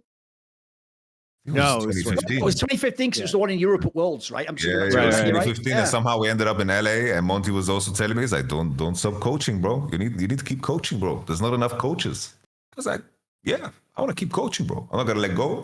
Because I had opportunities to like branch out. Like I was being vetted to be like an LPL caster at the time. It was like really lucrative. Like moved to Australia and all that jazz. And I was like, okay, I'm gonna stick to it. I'm gonna rock and roll, because I had the blessing of being able to like juggle two things at the same time. So I've received advice from two legends. You know the way you know that no one will ever be able to actually invent time travel is because if they ever invent it, they'll already appear in our time and in the past at some point in time, right? So that's how you can infer no one in the future invents time travel. I can also infer it because actually if time travel existed, right at that moment, Monte said to you, don't give up coaching, a portal would open, Kometo would jump out and he'd go, no, do give up coaching. You cannot do it. You cannot. And then he would dive back in. You'd go, who's that? You'd go, don't worry about it. You'll figure it out years later. So. It's all right, Yamato. You made the right choice. Yes, I didn't know where the fuck this was going, bro. Jesus. You know, it's all good. You made the right choice, because I promise you made more money coaching than you would have being a caster, and you transitioned to content creation at exactly the right time too. So also, you're nailing look at the experiences you had, bro. Just going to LCK with Sandbox alone gave you like an angle that no one else has in the West. That's actually dope. I'm super happy, bro, that I kept going, bro. Like I don't know how you guys view me, but I view myself as a top 3 Western coach of all time in terms of me knowing what I had to deal with and what we got out of it. I'm very happy with my own personal career. So I'm very happy that I kept going, and that those words echoed in my mind while we were drinking fireballs in the Riot offices. It was a good time. So let's talk about some of the teams from this year, because Thorin and I kind of ran down the teams that we were looking forward to last episode. So you don't have to go through every team in the world, but let's go through some of your selections. You mentioned Hanwha earlier, and we are obviously both very hyped about Hanwha. Yes, sir. Like Hanwha Life, I just feel like in terms of roster construction, I do think that Doran as a player, I do think that he's undervalued. But he's basically, the way I would describe him is that in situations where players would give maybe a 60% performance, he's going to keep a steady 80. Like no matter how you jab at him or his resources are hurt or how goofy he dies, he is very, very consistent in his output. I never think that he's a player that is going to break out of an 80% performance. He's the type of player that wants to play the same champions over and over again and wants to be a stabilizing factor. But you combine that with someone like Delight and Peanut, I do think that there is too many like role players in the same team. I do think as a core, you want to have your role players in the jungle in the super position. Delight and Peanut have like ran so many games together, like from Genji moving to Hanwha Life, you could see that they are driving the games. I do think that having Zeus there as an ace up their sleeve will give Viper a lot more breathing room. Because I think looking at the Worlds campaign, how it ended, right, was that they needed to shift their priorities. And somehow they ended up in a situation where he's playing Zeri, MF, and he was forced to drop 4-5. And I think that ties into the plays that you have. It's like some mistakes happen because of what you're working with. It's like you can be in hindsight Andy and say, yo, you should have picked an AD 1-2-3. What the hell are you doing? You should have picked Kaiser here, blind, just swap. Sure, but you are faced with some limitations there. And I think that Zeus as a player, together with Zeka and Viper, those are players that can take over games on their lonesome. And I am very intrigued to see Zeus in a different circumstance, because I do think in terms of how T1 was last year, it was often, if Korea can generate vision on his own, then that team functions super well. Like Pyke, Rakan, Bard, very mobile champion that can put vision without any fear of dying, and it allows you to kind of break the game tempo-wise, which allowed Owner to farm super much. And when Korea couldn't place that vision, you saw Zeus die on side, Faker die on side, and they would just perma die on side because they didn't play the style of jungle support taking over the map together, like how Life did with Peanut and Delight. And I think this is going to kind of open up a new door for Zeus, hopefully, if things go right. The other side of it is that this is the first time we see Zeus in a different environment, but he's such a high-level player that I can't imagine him like suddenly like performing super bad, because I think the turmoil of T1 throughout the seasons usually, in my mind, is tied to the performance and kind of what the meta is in terms of where mid lane is. So I have very high expectations for Zeus and his Hanwha Life. I'm super excited. I mean, Thorin and I've said this, but you know, there's a possibility that this becomes the best roster of all time. Like they have that ceiling to them because the level of talent, the number of world champions, not to say they will, everybody, like who knows what's going to happen, but this is definitely one of those rosters where you could be extremely excited about the results that it could bring. And it is like a true super on team. your boy fucking Peanuts in. He didn't win Worlds. You've just given him one of the best players at Worlds the last 2 years. Like, this guy was fucking dope every Worlds. No, but 100%. I think like also just it's like it's in terms of how they will be challenged. It's like Zeus adds the layer that is perfect for them. It's just like the depth and the ability to go deeper when necessary. I do think like even though I put Zeus as my third best performing top laner last year, the way he won this Worlds was very unique to him as a player and his individual growth. Because I do think 2022 and 2023, especially 2023, he was so insanely like dominant in terms of his champion choices. It was like the famous Yon into Aatrox, and finding like his kind of curveball counter picks to kind of dominate the game, and then of course just find the perfect Zeus flanks on team fights. This year at Worlds, he showed a very different side to himself, where he was very good at dropping waves, team fighting with Ornn, being in situations where he gets dove. He had the Gragas as well, something that he has played often in the past, but we saw a very different light to him. And I love seeing that kind of player progression, because you don't want to be in a position where you're ever like a one-trick pony. Like Bin is another good example of someone like expanding, because there was this famous thing like in Suning where his coach was like, 2 out of 16 players at this tournament play Fiora, and you're one of them. 15 out of 16 top players play tanks, and you're the only one that doesn't play it. And he was like, just in pain, you know? It's like, if you just figure this out, you can be so good. And it was just like right after they lost the finals against Damwon. And then you could see in the next year, he's spamming Kesante, he's putting and kind of like adding additional layers to his gameplay. And this is the biggest challenge of like seeing longevity. So I'm super excited to see Zeus's progression as a player in Hanwha Life.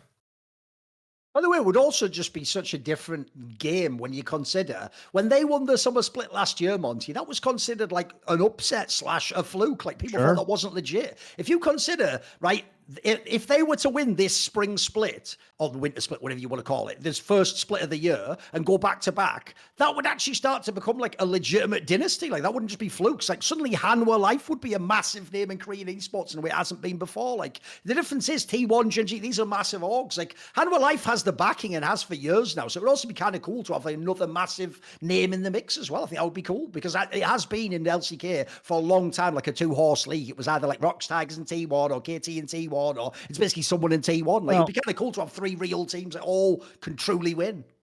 Well, I think it's also true that Hanwha has tried for a long time to be a relevant team. I mean, they used to have Chovy on their roster and everything like that, but they've never been able to really put together a complete roster, which has been the problem, is that they've always had like the elusive missing pieces. Even last year, like I think they are lucky that they won a title last year because nobody was going to predict that heading into the season with the roster that they fielded. Well, and the people competition. forget even Zika was supposed to be a weak spot. Remember, we used to talk all the time. Imagine if this was Scout or someone, actually right now you can stick with Zika. It's fine. He was really good in summer. It took Zika having a really good summer splits and them also winning a final that they probably should have lost. And remember, I will point out that final should have been a 3-0 for Gen G. Yes. Like if Pays didn't throw that first game of the series, that was like straight up just a 3-0 for Gen G. So, I think it was, you replay that. Hanwha probably doesn't win too many of those finals. Like I think Gen G wins 80% of them or so. So I do, it was lucky they were able to win that. And they did fine at the World Championship, but this is, I think, the first time where, in spite of the quality of players that they've had, we can look at them and say, wow, okay, maybe they can really win things this year. And not only can they win things, but they're probably the favorites to do so in the LCK because there's just too much unknown about the other team. And Gen G's starting with a lesser known support player. As Yamato indicated earlier, Ruler's coming off of not his best season. Is he as good as he used to be? Probably. He's probably just demotivated, but we can't know that for sure. Whereas we know everything for sure about Hanwha and where they're supposed to be. 100%. I think Gen G is like a very interesting follow-up because the age-old question is like, when will Chovy win a world championship? I've always said that I find his biggest weakness to be also his biggest strength, in the sense of like what we alluded to earlier, about like the issues you face in Fearless. Like that can be very nutritious to a player like Chovy because he is like the master of repetition. Like he's robotic in the way he plays his matchups. It's like incredible how he plays it, and something that is like almost impossible to replicate. Like MSI was like the biggest indication of how, like if a meta is in a place where one player getting ahead on certain champions breaks the game completely, that was like the epitome of that. It was like Aurelion Sol, it was like Koki, and he was like the only one that was very, very capable of like driving games home with this, because people were just perma-banning mid laners, and then they ended up playing Yone. But then you have like moments like that Hanwha Life series, where he was sticking to his guns. It's like he was picking Koki, and then all of a sudden, like the series kind of shifted towards Yone being super impactful, and it was very clear. You can see Chovy's priorities. It's like, I'm going to pick Smolder. Smolder's I'm going to pick Koki, and that's going to be true no matter what. And as series kind of evolve, those are the moments where you need to see where the tide goes and find the pockets in the kind of like a mentality and the energy of the series. Like you have certain players that understand. It's like, oh, okay, this, for example, the T1 finals is such a good example. It's like, oh, everything is about early game. We should skew our draft towards early game because whoever wins the first grubs is winning the series. This is something that T1 figured out like mid-series, and it was such a crucial point in terms of how everything progressed, because in the end, that Billy draft that scaled super well, they of course lost that game. So that read is so important. And I do think Chovy is the type of player that is going to be the best player in 97% of the games he's going to be playing, leading up to those finals where all of a sudden you're tested on the guts of being willing to like pivot. Because even that same year, last year, his best of 5, the spring split, where he everyone regards as one of the best individual performances of all time, was 5 back-to-back Azir games where he just dragged his team over the finish line. And I think that the addition of Ruler is the type of player that is willing to like adapt to the series. Canyon showed it this year too, that he's willing to like adapt to a series. The Kazakhs picking the Zinzao, the Katus, even being clutch on Skarn in that game 5 against Hanwha Life, where Pays just kind of Kaiser ulted in and just threw the whole game. Like he is in tune with how a series goes and understanding how he needs to adjust himself to find the opportunity to carry the game. And I feel like Chovy and Ruler are the type of players that can really push him past the finish line. And I feel like this is what has been missing for them. The willingness to adapt mid-series and knowing where the flow and the rhythm of things goes. I think Ruler is going to be crucial to them, because last time they played together, right? It was the series they played against Damwon that went to 5 games. Chovy was very, very silent in that series. He was very, very hard focused on the conversation between Peanut and Canyon. And Canyon, like, he really, really wanted to win no matter what. But in the end, the difference maker in my mind, what really, really got the series to go home all the way was Ruler's instinct to just pop and go in that team fight that happened on top on his Lucian. So I'm happy that Chovy is being paired with players that can drag him over the finish line, because Chovy is going to get you to very, very high places almost naturally. And if he's a player that is going to lock a champion and perform super, super good no matter what, when the enemy adapts to that, you need players together with Chovy that are willing to punish the adaptation. And I feel like Canyon and Ruler are those guys for me. So I'm excited for Genji's progression. I think in the short term, probably Our Life is going to be better. But Genji, in terms of winning a world championship, I do think you have these once-in-a-lifetime players surrounding Chovy now that maybe it can finally fucking happen, you know?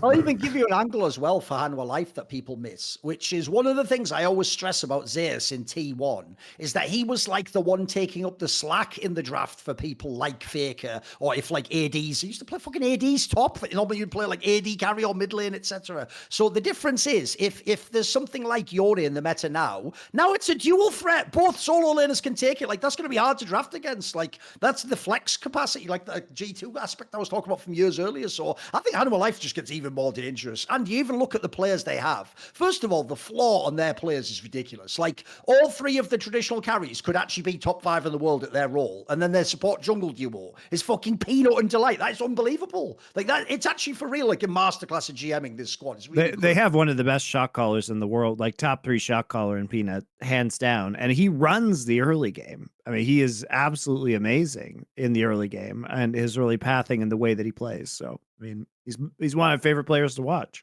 The problem is, though, even though the Hanwha Life one, as a team, you know, the pieces make sense, everything makes sense, Monty. The romance of the 4 stud names on Genji is too much for me, though. Because I always want to dream. It's like I said, I did an AMA way back in the day, in like 2013. And someone did that question where they go, you know, what would your dream team be? And I made a team that was ridiculous. It was, you know, like fucking like, something like Uzi Eye and Mad Life and Frog. And it was like, it's a team that in theory wouldn't work. But I had this line where I said they wouldn't even need to speak the same language, because when you're a great player, you just speak the language of the game and it sort of flows within you. I sort of low-key, look, they all speak Korean in this team, but I sort of low-key do think that's real. Like, I actually think if these players actually just play really, really well, because the key thing for me is just like the Zeus move to Hanwha Life isn't just Zeus as a top laner, it's what he brings as a top laner to Hanwha. Having Keen in fucking Genji still, while you've got Ruler, is a fucking dream, because as we've just pointed out, both of them, Keen and Ruler, in different times in their career, were the best carry at that role, but are also actually mad underrated at being the weak side. They actually are both willing to do it, and they're both really good. So I think when you look at Genji now, as long as the Doro guy doesn't gatekeep and like bottleneck the team, this team could also be one of the best teams to ever play League of Legends. Like, the ceiling could be crazy for this land. Imagine a world where Chovy, Keen and Ruler really are like top 3 at their role. Like, that's not an implausible thing. That can happen simultaneously. It might not. Again, the romance of it's drawing me in, but just the power levels alone, the meter reading. Forget 9,000. It's off the charts, Yamato. I need a ringer that goes up like this. That's where my shit's going. Vegeta. The scary thing is always like, have we gone past our peak? You know, is that's going to happen? Is it going to be like a balloon slowly losing air, that type of thing? Because it's like sometimes we see some like signs of it. You know, it's like Canyon's regular season in summer was very, very uninteresting. Right. We had like this running meme on like in my stream where it's like Canyon doesn't do anything for 10 minutes in the game. It's like Genji were losing first blood every damn game, and it looked like Canyon is phoning it in. But it's like in the final games of the season, there he is again, you know. And maybe it's like sometimes you stretch that a little bit too far, and then maybe there's going to be a moment when the magic is gone, and it's scary. Maybe that this year is that year where the magic is gone. I hope not, because Ruler and Canyon have been so damn good for such a long time. So I'm also getting like kind of drawn into the romance. As a follow-up, like on T1 side, right? It's like I mentioned, it's like meta-wise, these guys need to find specific pockets where they're really, really good. In my mind, when Korea has freedom to pick shit that he wants, heavy lanes, AD carry bullies are the meta, like Varus, Kalista, so Korea has the opening to pick whatever the fuck he wants. The carries of that team were clearly like Korea and Zeus. if they had freedom to play random things in the sense of like finding the curveball on 5-pick, then that team functioned. When the team was heavy around carry mids, that team struggled. When the meta was heavy, melee supports, jungles that need to pair together with melee support, taking over river, like the Peanut Delight style, that team suffered. So this team really needs to reinvent itself because Thorin is a completely different player. Like this team needs to now turn into like Gumayushi needs to take a very different role on this team, and I'm curious to see how this kind of what kind of a shape they will take, because I think Thorin is not a problem solver. Like he's not a problem solver, and they're going to inherit some of the issues this T1 roster had from previous year. That's going to stick with them. So these players need to kind of find a new layer and a new version of themselves, because what they did in the previous years, in my mind, is not going to work together with Thorin. They need to kind of find a new elevation to it, which I wanted to add like a final detail of T1. The fact that they signed Mata is super sick to me. I think it's super cool that Mata's coming back. Gen Z lost him. How about Score coming back to KT? That's the other one. The Legends return to their homes. By the way, though, it does make sense the role that Thorin will play in T1. You're all thinking, no, it doesn't. Thorin doesn't do anything. Says, no. You've got the goat, Faker, and then you've got the scapegoat, Thorin. Yeah, you need that in the team. It can't ever be Faker's fault, you idiot. So there you go. You've got a designated person to blame. There you go. Problem solved. Yeah, the person who's changed in the team too. So all the fans who held that roster so close to their hearts, they don't have to blame anybody anymore. It was perfect because, wow, that roster really almost didn't make Worlds, and they definitely wouldn't be winning Worlds for a third straight time. So we just eliminated that. You got your little scapegoat now. You can focus on that.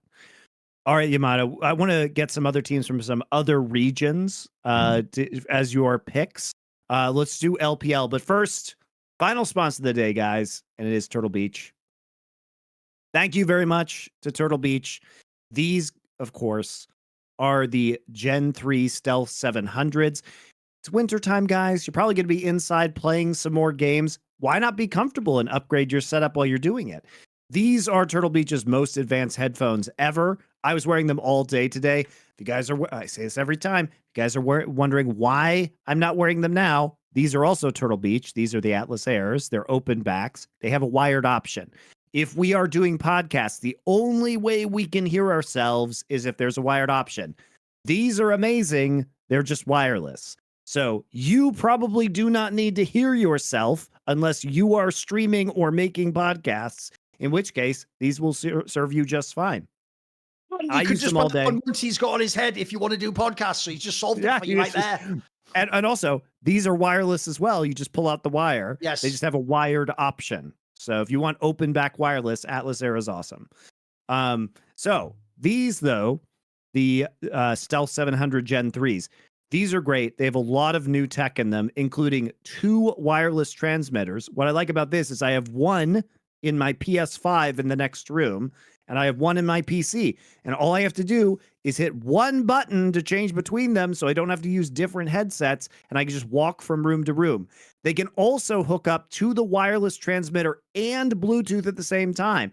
What this means is you can listen to Summoning Insight on here while you're playing your PS5 or your Xbox or your Switch or whatever your wireless transmitter is hooked up to. So it's great. They also have independent volume dials for Bluetooth and the wireless transmitter, so you get the mix right in your head. Turn up your phone, turn down the console or whatever you have, or your PC. It's actually extremely good technology. Yeah. They're super comfortable.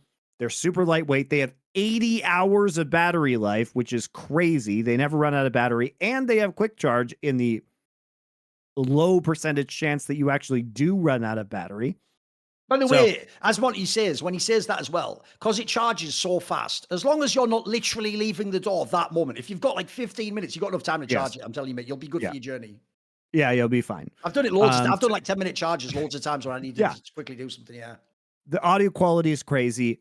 I would encourage you, if you're thinking about getting the Stealth 700s, just go look up reviews. There are professional audio people who do reviews. The reviews are amazing for this. Everybody says audio quality is crazy.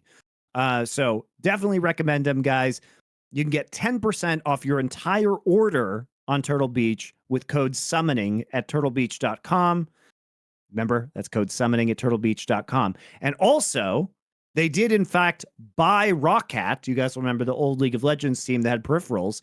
And so they also sell, this is the Cone, the mouse that used to be a Rockcat mouse that I'm using. They also have mechanical keyboards. They have flight sticks. They have entire driving simulation, wheels, pedals, shifters, everything like that. So it's not just heads. The headsets are great, but you can get variety of crazy peripherals, fight sticks, controllers, whatever you want, guys. So Turtle Beach has a lot of products. Head on over there again, 10% off your whole order with code summoning. Well, since they bought Rocket, I hope they also can get profit. It's an old joke. You'd have to know the elements. Yamato gets it. He was around back then. It's an old joke. So look it up. Look it up. What now? So yeah. Thanks, Turtle Beach. I want to hear about LPL teams. Oh, yeah, so let's do 2 teams for every region to talk about Yamato. So your LPL picks. What are your sexy LPL picks? LPO, I'm a big rookie fan.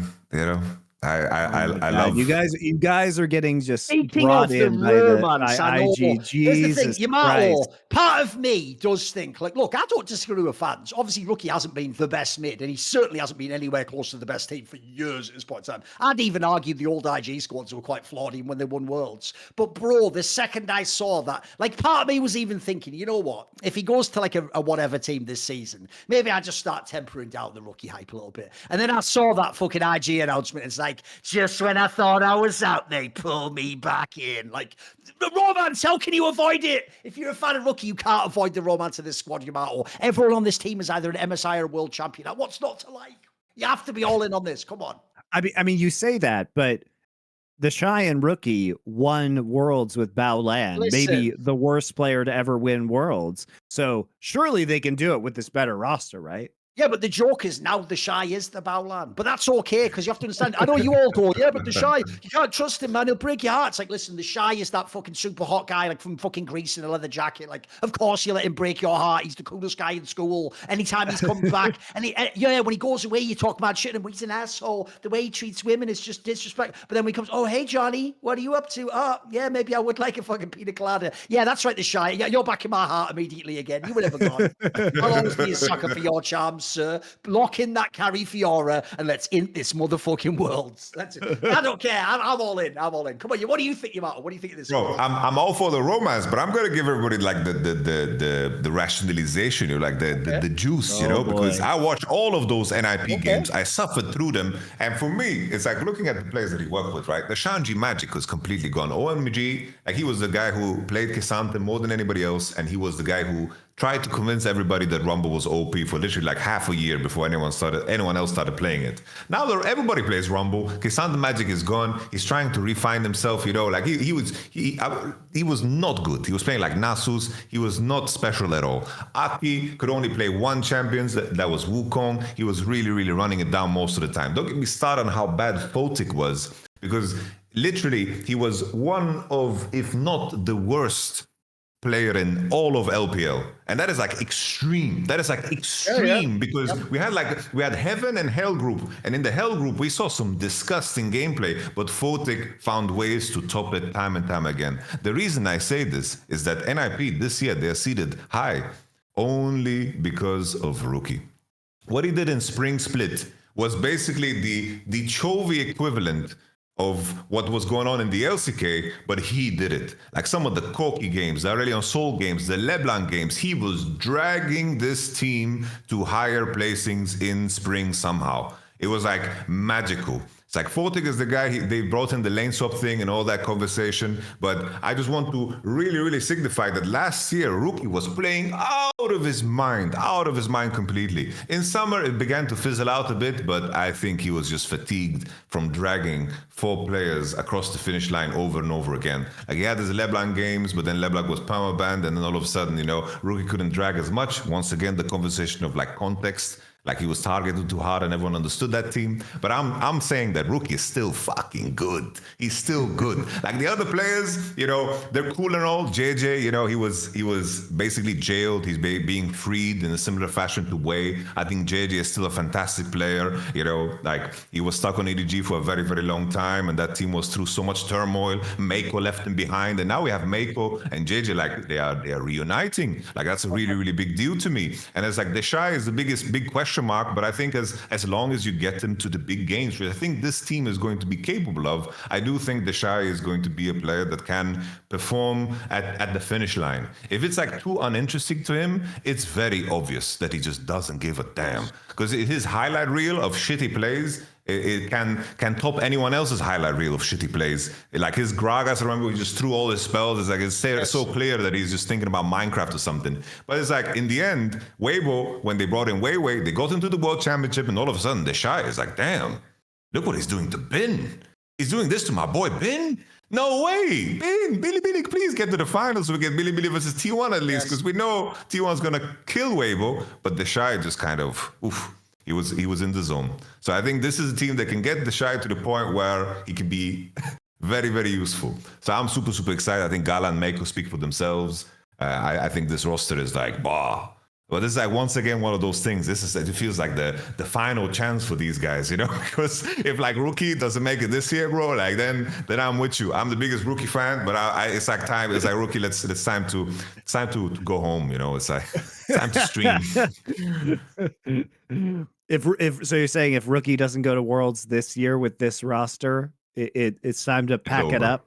It's over, bro. It's really, really over. By the way, though, I did reference this last week or whenever we talked about Monte, but that's also the part I feel like people are missing. So people see Invictus Gaming, they see Rookie the Shy. But as I said on the last episode, there was no IG team in history ever had simultaneously a really good jungler and support. That was the thing. IG teams were always like raw solo lane power. It was like Zitai back in the day, and Rookie, and fucking the Shy, and PDD. It was just people smashing lane and winning the game. Now they've actually got a fucking jungle support that not only are still good. If you don't know, when EDG was good in that spring split in 2023, JJ was fucking good. He was an all LPL player. He's still a good player. That support jungle duo has won worlds. Like this could actually be really exciting. Like the blending of the different sort of synergies is really interesting to me. We do need a good Rookie run at an international event, because this guy, for being basically unquestionably a top 2 greatest mid laner in the history of the game, has had such a tragically short international resume. You want to know the biggest blue balls of all time, though, Monte? Imagine this. The year where finally Rookie again has like a team that could go there. Suddenly it's not implausible Faker could fail to make Worlds. That's now possible again. So they might miss each other again. That's actually possible, Monte. We're just never going to get that matchup. But the dream of having, by the way, like Chovy Knight, Faker, and Rookie all at one Worlds is fucking dope, though. Imagine if that happened. That would be fucking insane. That's like all generations of the greatest players in mid lane. That would be fucking sick. Holy moly. That's like the 4th spot, right? I believe, between LP and LCK. Don't they have to fight for it, the 4th spot? Imagine a world where IG has to fight like T1 for the 4th spot for the region. That would be, I don't know. I think League has peaked. I'm moving on to a different game, you know, and you need to replace me again on Summoning Insight. You know, you need to bring in somebody else. Oh my days. All right, what's your second LPL team? It's like Billy is the obvious one, so that's like boring, right? Let me just pull up the teams real quick. That's when it gets interesting, though, Yamato, because if you exclude Billy and IG's an obvious like magnet for topics, the rest all have like a flaw but strengths. So it's interesting. Like, where do you like to go next? Is it top esports, JDG? Come on, anyone's Weibo? Legend with me. No. I'm not sold on anyone's legend. Nah, it's gas. Fuck you guys. You know, the anyone's legend angle is interesting because it's just Tabe is beginning at the start of the year. Yeah. You know, like Tabe is the type of guy, like he needs his time off, you know, but he's very serious this year. And I think that's super exciting in itself because Tabe has his magic about him, you know. It's like the Billy Renaissance, if I can start, because when he came in and they had that playoff run. Tarzan's on this team now. Shanks had an amazing season last year. Come on, this is a great team. I think this is a team of I think they will peak very, very early, and they will take wins off of like the games and the teams that have like the big names. My concern is that as things will progress, I do think that a player like Shanks and Hope, like they need to break like new ceilings in terms of like individual performances. Like that would be like the ultimate test. Because I think Shanks and Anyone's Legend, they were very, very good, and they could take wins off of like the big teams. But I remember like that series against Billy that they played, and it was like the situation where Shanks just couldn't find his footing.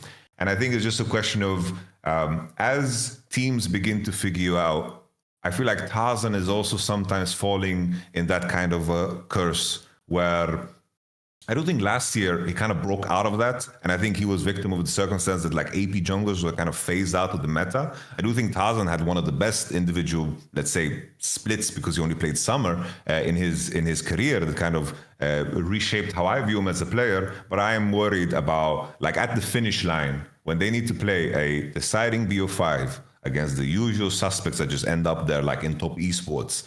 Are they going to be able to break a top esports? It's hard for me to imagine, because like even as wild as Crisp is as a player, when it comes to big games, he tends to perform well. Like Weibo went very, very far, and then eventually they lost to Billy and looked like ass. Like this is the type of player that's very, very valid performances. But I look at that top esports roster, and I do, if I'm thinking about like a game, like a season deciding BO5, I lean towards like the experience because some of these players need to prove me otherwise. Do they have the potential to break through? Maybe, but they need to break through. And I always tend to trust the players that have broken through because we just see the same names at the top over and over again.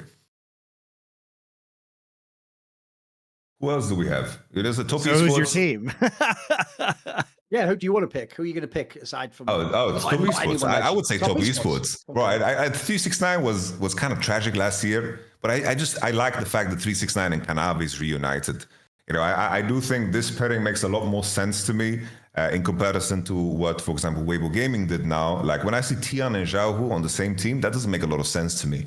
I think there's just too many players that want to look to like facilitate. I think Tian had an amazing year, but Kanavi is the type of player like together with Tarzan, together with Canyon, these are players that can like grab the bull by its horn and actually like carry games when the kind of the situation presents itself. I think these are the type of players that can find really, really high performances, and I think that just matches super, super well together with 369. I think they were lacking that last year, and I think top esports, now that Cream has more experience, I do expect him to perform better in the latest parts of the season. And I do think that Jackie Love and Crisp, like Jackie Love and Mako were super, super good, but I think most of the time they were the two that were dropping the ball when it came to like the best of 5 that they lost. It's like when it was the last best of 5 MSI against G2, that was awful from Jackie Love and Mako, completely garbage. The last best of 5 against T1, I think that was a collective experience that was just terrible. Like I had the privilege of talking to Maokai, their coach, and basically, like when he was telling me, I asked him, it's like, so what are you gonna do to prevent this crash out that the top esports seems to experience at in high stress environments? He's like, now we're doing meditation and mindfulness exercise. I was like, damn, you're trying to solve this with this so deep into the season, bro. Like I know all these tricks that are very, very useful, but damn, I don't know if I can trust you guys playing against a team that is in the form of like T1. So in my mind, top esports, I think the Kanavi signing, 369 reuniting, I'm super excited for them, man. Those are my guys. All right, LEC, who you got? Oof, I think Fnatic's going to win fucking titles, bro. I think Fnatic's going to win titles. That's all. But what's sad is it turns out she's just going to agree with me. I also have that. I think they're going. That's one of my hot takes. Yeah, I think they can win a split. I think Fnatic's going to win titles, man. And like if we want to move forward, because I think the Fnatic one's the easy way. Disclaimer, Yamato did literally coach a Fnatic team featuring Razork, Humanoid, and Upset. We're just going to put that on the table there. So it's not like he's coming in totally unbiased. Like, there's eyes, boys. No, I am fearful for Oscarinin. Like, I do think that he's giga varied in his performance. But I think the biggest reason why I think that they can win a title is they have Mickey and G2 no longer have Mickey.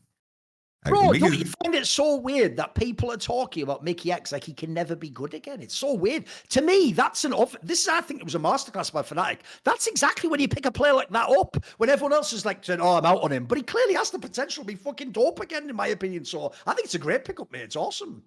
I did just G2 in general last year. It's like a lot of games that Mickey played weren't the greatest. But I look at the final games, like his games at the World Championship. It's like the best of 3 against T1. He played really, really damn good. Yep. You think about his MSI stint, he was insane. You think Yep. about the regional finals against Fnatic. Mickey was smurfing out of his mind. Yes. And those are the big games that matter. It's like on G2 side, if Labrov is going to go into international tournaments, that is very, very unknown territory for him. He's been at one Worlds, and it's going to be like very, very different. And I think that G2 is taking some massive risks. And I think like Fnatic is benefiting from that, because in the end, I think that Mickey is a player that will have authority in this team, and I think that's something that will be super, super useful in working together with someone that with humanoid. Like, this is a player that is tough to convince, but Mickey comes from a position where, you know, he just has the experience to back it up and to stand on his 2 feet. I also think that Upset and Mickey as a duo, I think, like, I worked with both of them, right? I know that they will function extremely, extremely well in terms of how they're just 2 players who want to play together as well, man. I think they both really respect each other's game. 100%. It's like, I remember so many off-season conversations, like, not the exact details, which teams or not, but it's like that was something that was in the making for a very long time. It's like Upset and Mickey being put together. So I think this roster has an insanely, insanely high ceiling. But of course, you know what lingers is some of the issues of the past, right? It's like, are they going to be able to conquer those? And I think that grabs together with this team, it is borderline G2-esque in a sense that you have just like the star-studded roster. But what is lacking is the character that is going to take the role of Perks, right, on a team like this. And that will be the main challenge, because if Upset and Mickey can push their players and drive their players, which I think that Fnatic really, really needs, because last year there was no progression from the coaching side or like gameplay side, because I think it was just a group of almost kids put together to just play. And I think that they will need leadership, because they really, really lacked leadership in the previous year. But I think G2 losing Mickey, I think that is where the big opportunity lies to strike and to find some titles finally. Yeah, what they should have done is they should have just signed Adam for top lane. Then they'd still have someone to play the Perks role of telling everyone they're shit in scrims and threatening to bench people. So check out that sack down there. Oh no, so it wasn't. It was actually on my channel, that one, wasn't it? Oh shit. Anyway, no, hey, great. Go there, Monte. Give us the counterpoint. So wait a minute. Monte's actually going to glaze anyone's legend and then tell me Fnatic sucks or something. Come on then, hit me with the Fnatic. You think Fnatic sucks? I see why it's attractive. Okay. With the whole, like, especially the changes that are being made to G2. But, you know, honestly, like, Mickey X isn't coming off of his best year.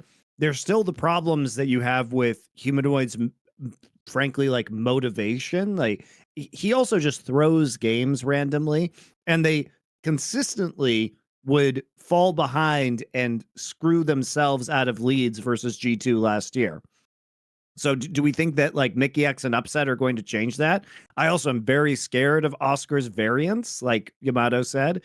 So I think, you know, maybe if the stars align and they all peak at the right time, there's a possibility, but it does feel somewhat limited. I can definitely see like the concerns. It's weird, because I feel like Thorin, bro, we fall in love with the same type of teams, you know. It's like we have these players that are definitely like. It's why I can see why you're a coach, because what you're loving is the potential of the players and what could be possible if they could play this way and work together. But obviously the problem is Monte's being a realist. Like, will that happen is the question, right? If you're being cynical, you can say no, right? 100%. I like, for me, it's such a pivotal moment in time, because I think for many years already, I felt like the Razor humanoid needed to be like, that dynamic needed to be like separated. And now it's like they struck gold in a sense, because I think the only justification to carry it forward would be like the signing of these 2 players. Otherwise, like, that core shouldn't have stuck together, in my opinion. Like, the caliber of these players would be like the only thing for me that would rationalize them carrying on. Because if this year doesn't work out, that's also like hilarious in itself, because then all of a sudden, like how do Fnatic build from there? It just looks like almost an impossibility unless they can just keep building on Upset Mickey. But now I'm looking a little bit too far ahead.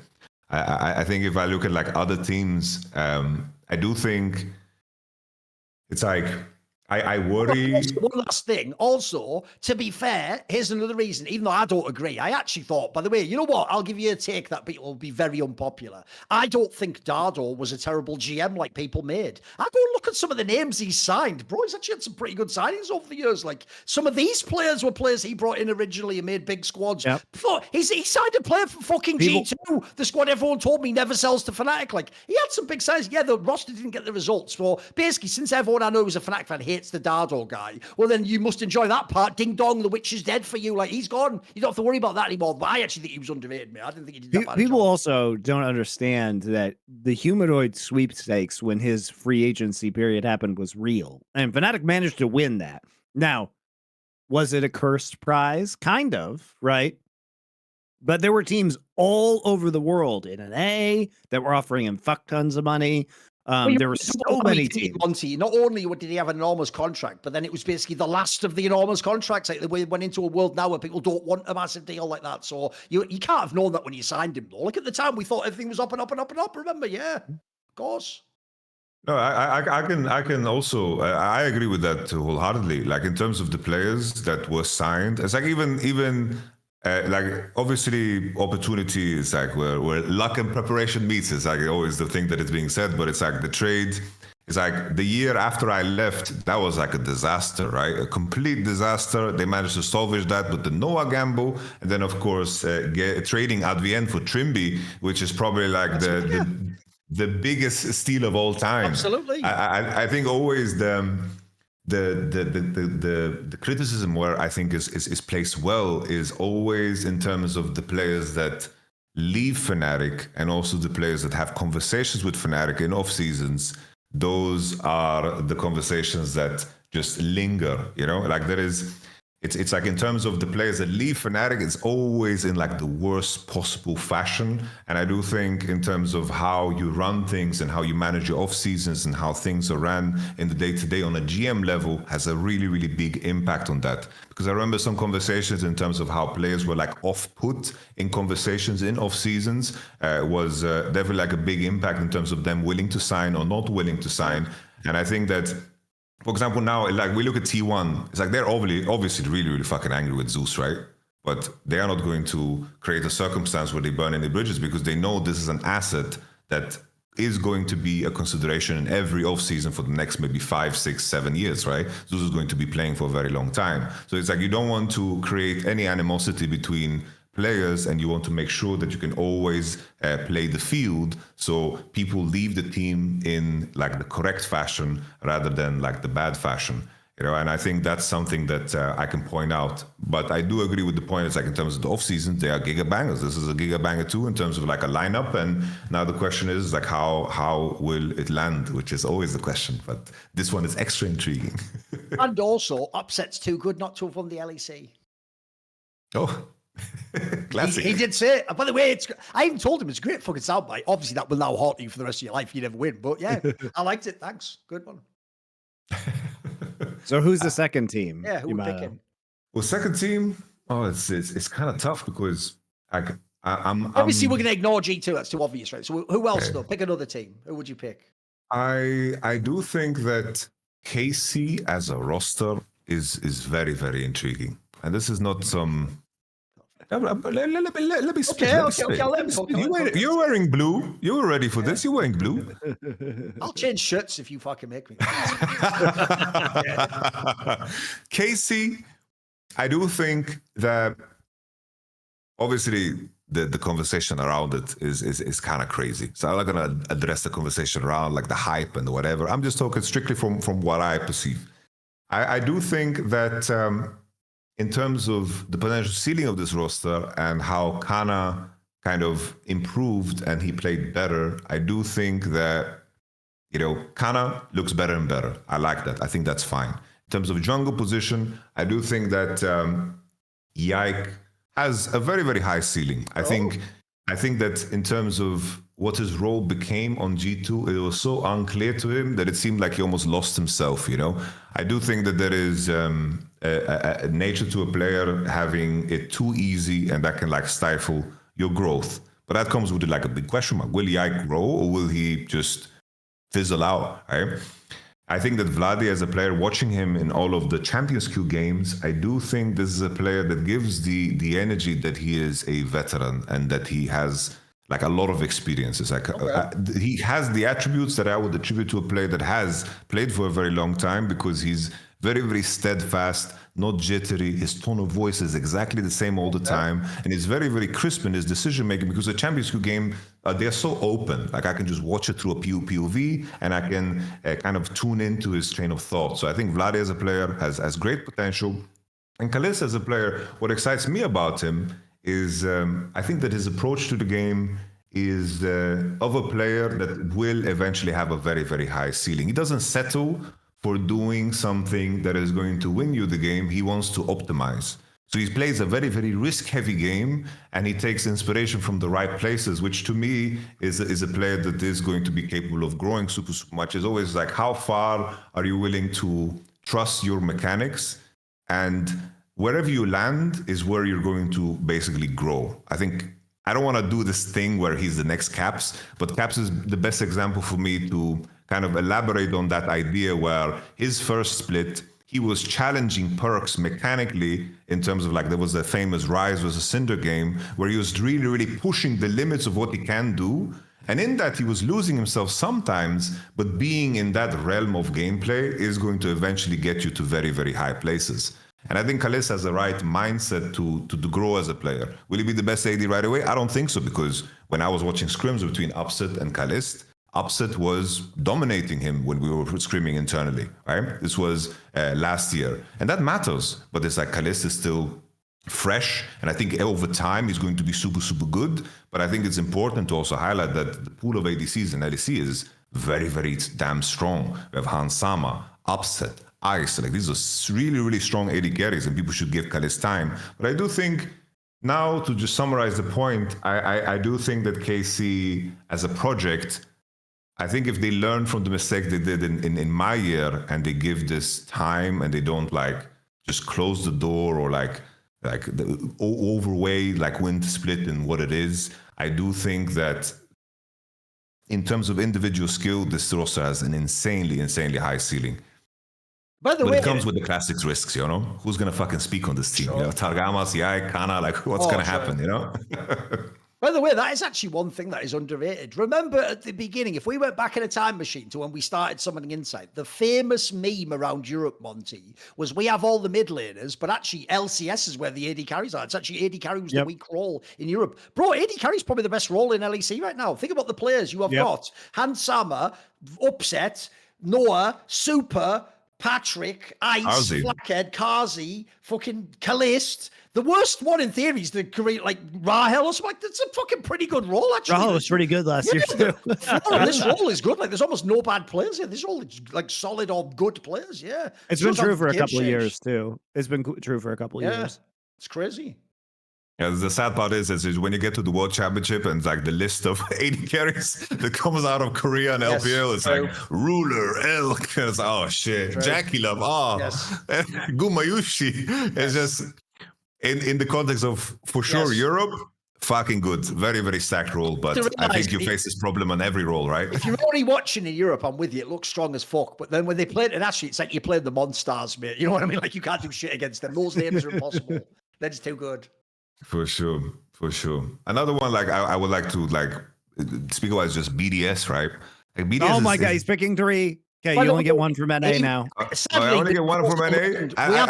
BDS is not a pick. I just wanted to talk about it. That's the problem, Monte. We have learned now. Yamato actually apparently does just like all the teams I do. Because even though on paper people might not think BDS's roster is crazy, I think it's an excellent roster, mate. When you consider they're not a team that can get the biggest players, and I think the coach is good. I think this roster's awesome. Like I think if you want to talk about steals, how the fuck did Irrelevant end up on this team, Yamato? I thought for sure the Irrelevant guy's gonna have like a bidding war, you know, Fnatic. Everyone except G2 basically I thought would be in a bidding war for this guy. How he's end up here? I think BDS looks good, man. I think they're underrated. Bro, I'm about to disappoint you because I wanted to bring them up just to shit on them.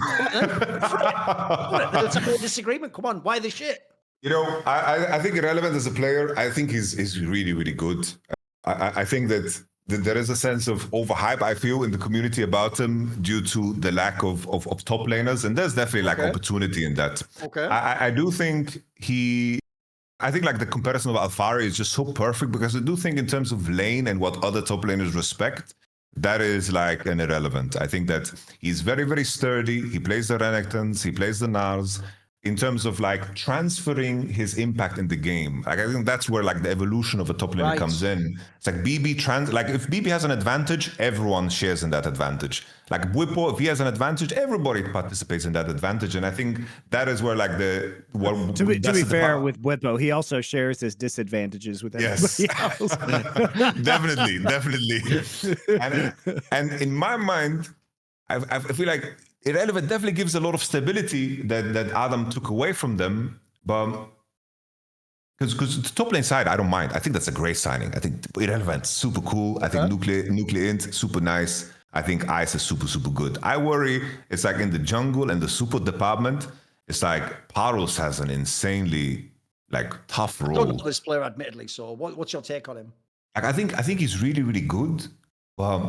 The hype that was built around him is people were having conversation about Paros as if he's going to be better right away than the likes of like a Mickey because that's like that proposition is very crazy. I think that Paros wants. Don't you find the weirdest thing about people who've never been actually around pros and coaches is they don't seem to get that like skill isn't it. Like this would be Yamato. Like if I found a Counter-Strike player that's just the best headshotter ever, their logic is like, he was already better than this amazing player. It's like, he hasn't even played the game. He doesn't know the competitive meta. He doesn't know playing under pressure. He's never worked with teammates. Like there's so many other facts to being a player than just having skill. Like why do we keep doing this where we act like, because as you say, it's never just, watch out, this guy might be really good. It's like, maybe he's already as good as Caps. Like, fucking hell, you've already put it at 11 out of 10, guys.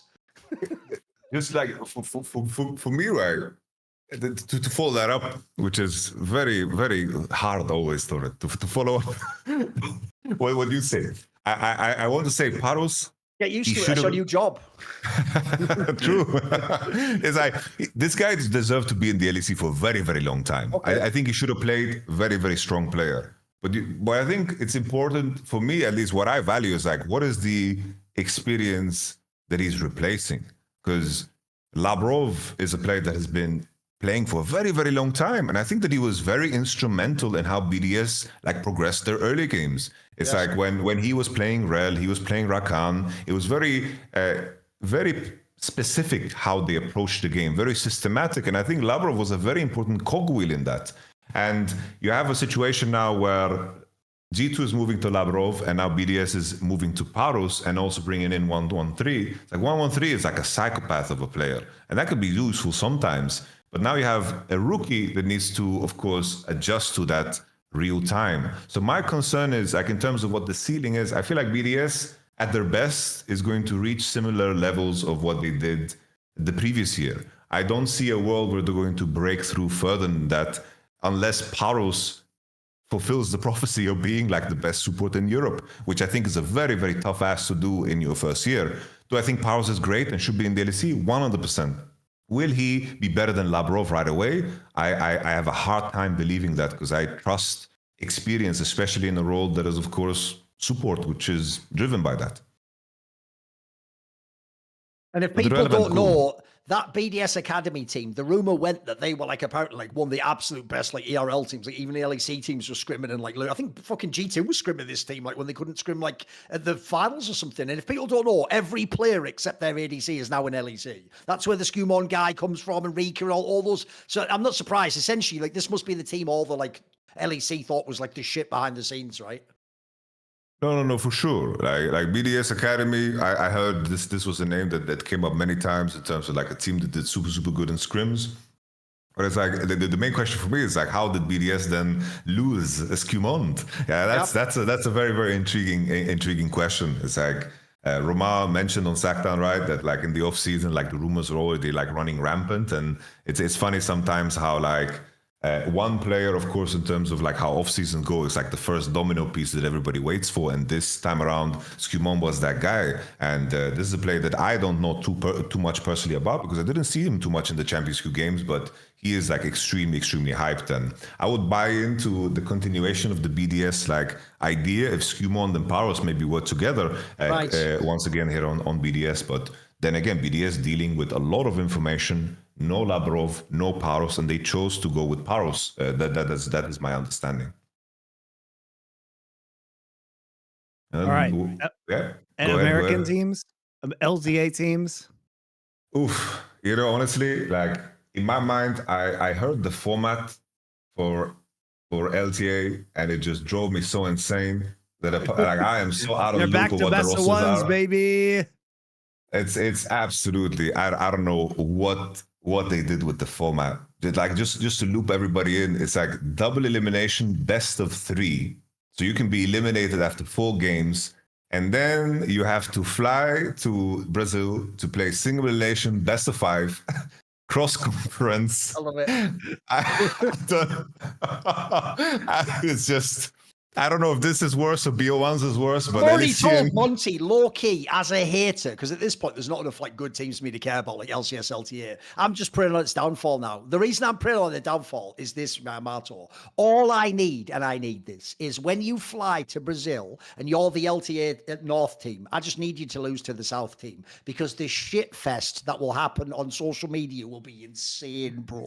You can't. Americans aren't prepared to lose to Brazil. They're not ready for it. So I just give me that one time, please. Please give me that one time. Just one time. And Brazilian fans will get so aggro on fucking Twitter. It's going to be crazy, guys. You aren't even prepared. If you don't know from CS, you aren't even prepared. If you think like Army Corp fans are bad, just wait till the Brazilians come in here. Till the Brazilian horde rampages over that hill with like fucking Genghis Khan back in the day over the steppe. They're going to roughshod over everything, bro. As we discussed on this show, Thorin, I'm a fan of Split 3 in the LTA because they're doing the pick and play, which is basically exactly what we did with Flashpoint. Yeah. Generally, guys, I'm a fan of my own ideas.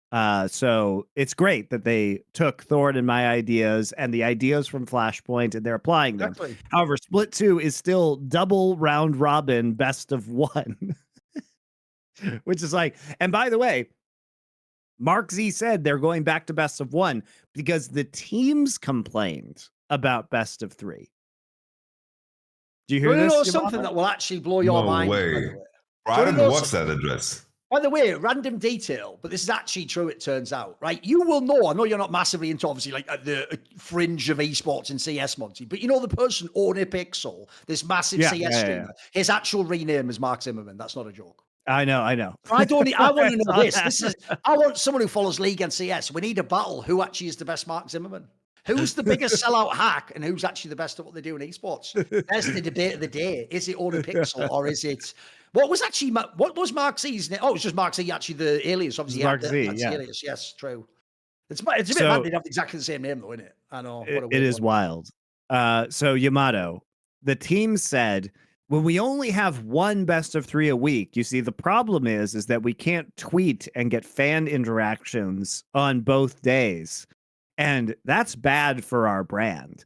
So they literally want to have games on both days so they can activate fan bases on 2 days of the week instead of 1. I'm not shitting you. That was the reason. Why can't they be honest? Why can't they just say it's like, oh, it's a logistical nightmare to fly all these players over to Brazil and it takes a lot of time. We don't have enough time to do the format. Like, why can't they just be honest? Just be honest with us. Please. I mean, they definitely do have enough time to do the format, but it might require them to, like, I don't know, have an extra broadcast day, which is very expensive. So I do appreciate that Yamato's on his first real episode as the permanent co-host, and he's already like, but why don't they just tell the truth? Just tell the truth already, right? Like, that's going to be a popular refrain for many years to come. And I'm waiting for the moment. You know the famous Simpsons episode where fucking that what's his name, Ralph Wiggum gets his heart broken by Lisa, and they go, "What pause?" You can see the moment when his heart got broken. I want to know the moment when Yamato finally breaks and all that optimism drains out, and the glaze of the pure. Why can't they just tell the truth? Exactly. I can't wait till that dead stare comes in his eyes and he realizes what esports really is, what it really is. Damn, like back in the day on about Noxus. Yeah, exactly. That'll be gone. Don't worry about that. That'll be gone. Exactly. You want the team, bro? Bro, it's like the usual suspect, right? Team Liquid, FlyQuest are cool and all, but it's like the C9 one is intriguing. It's like I'm just trying to follow like the words of mouth because I don't know Loki too much and people are surprised by this signing. Like I remember there was like conversation about like other players being like more intriguing, but it's like Reaper discontinuing, Inero with his touch of death, is also continuing. Like it's, I don't know if this is a team that on paper, in my mind, can like break the FlyQuest and the Team Liquid rosters if they continue the same way, because that's a very tough ceiling to break.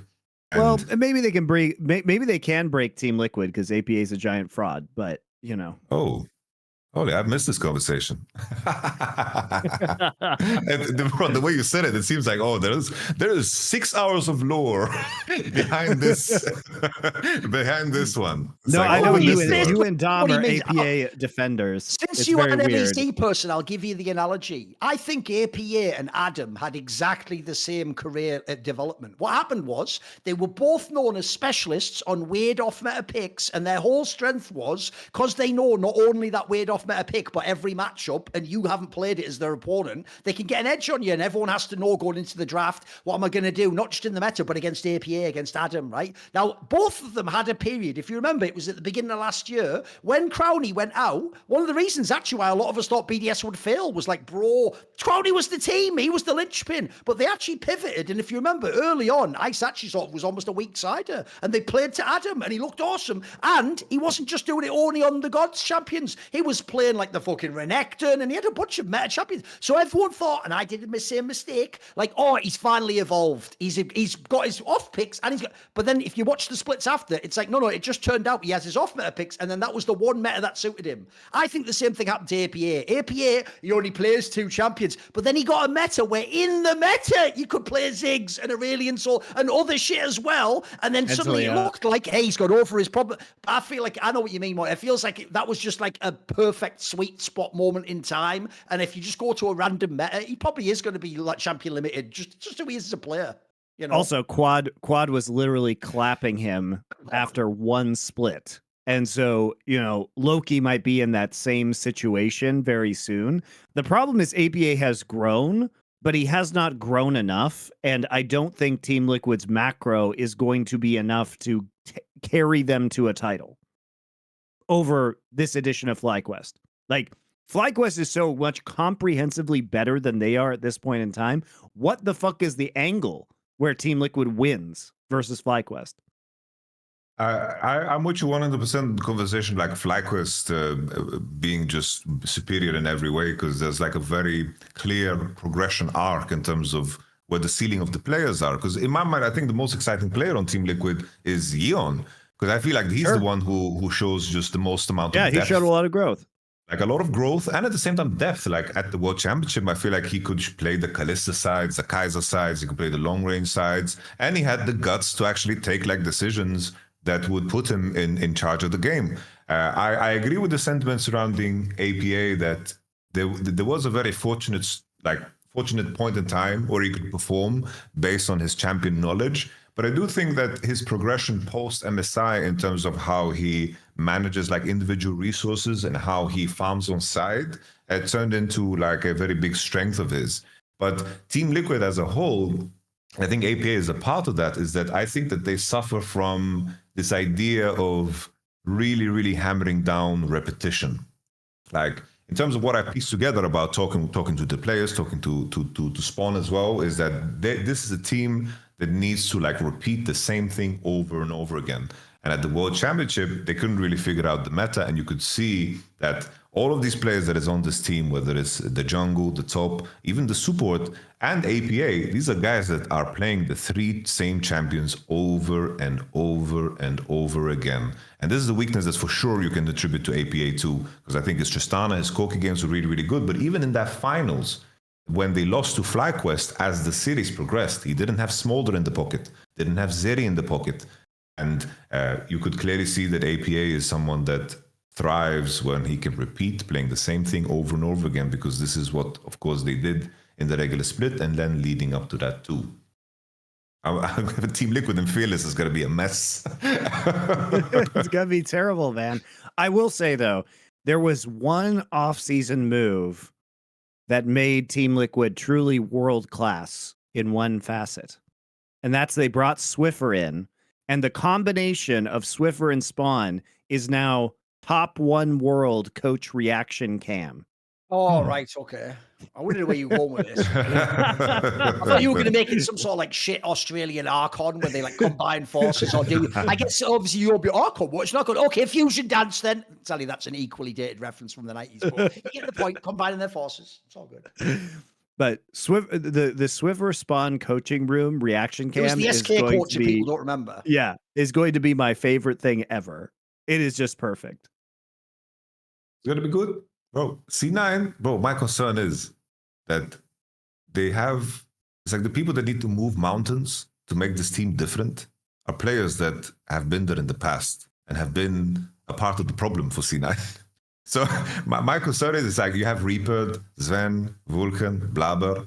It's like, will they have learned from the past? Because I think C9 always, what I felt the issue was with them the last couple of years is that they had never really put the effort and time in to reinforce an identity that is going to make them like break new levels of gameplay. It's like that split they lost to NRG was insanity. It's like you have Berserker as a player and you couldn't tell Fudge to just fucking pick Kesanta and shut up.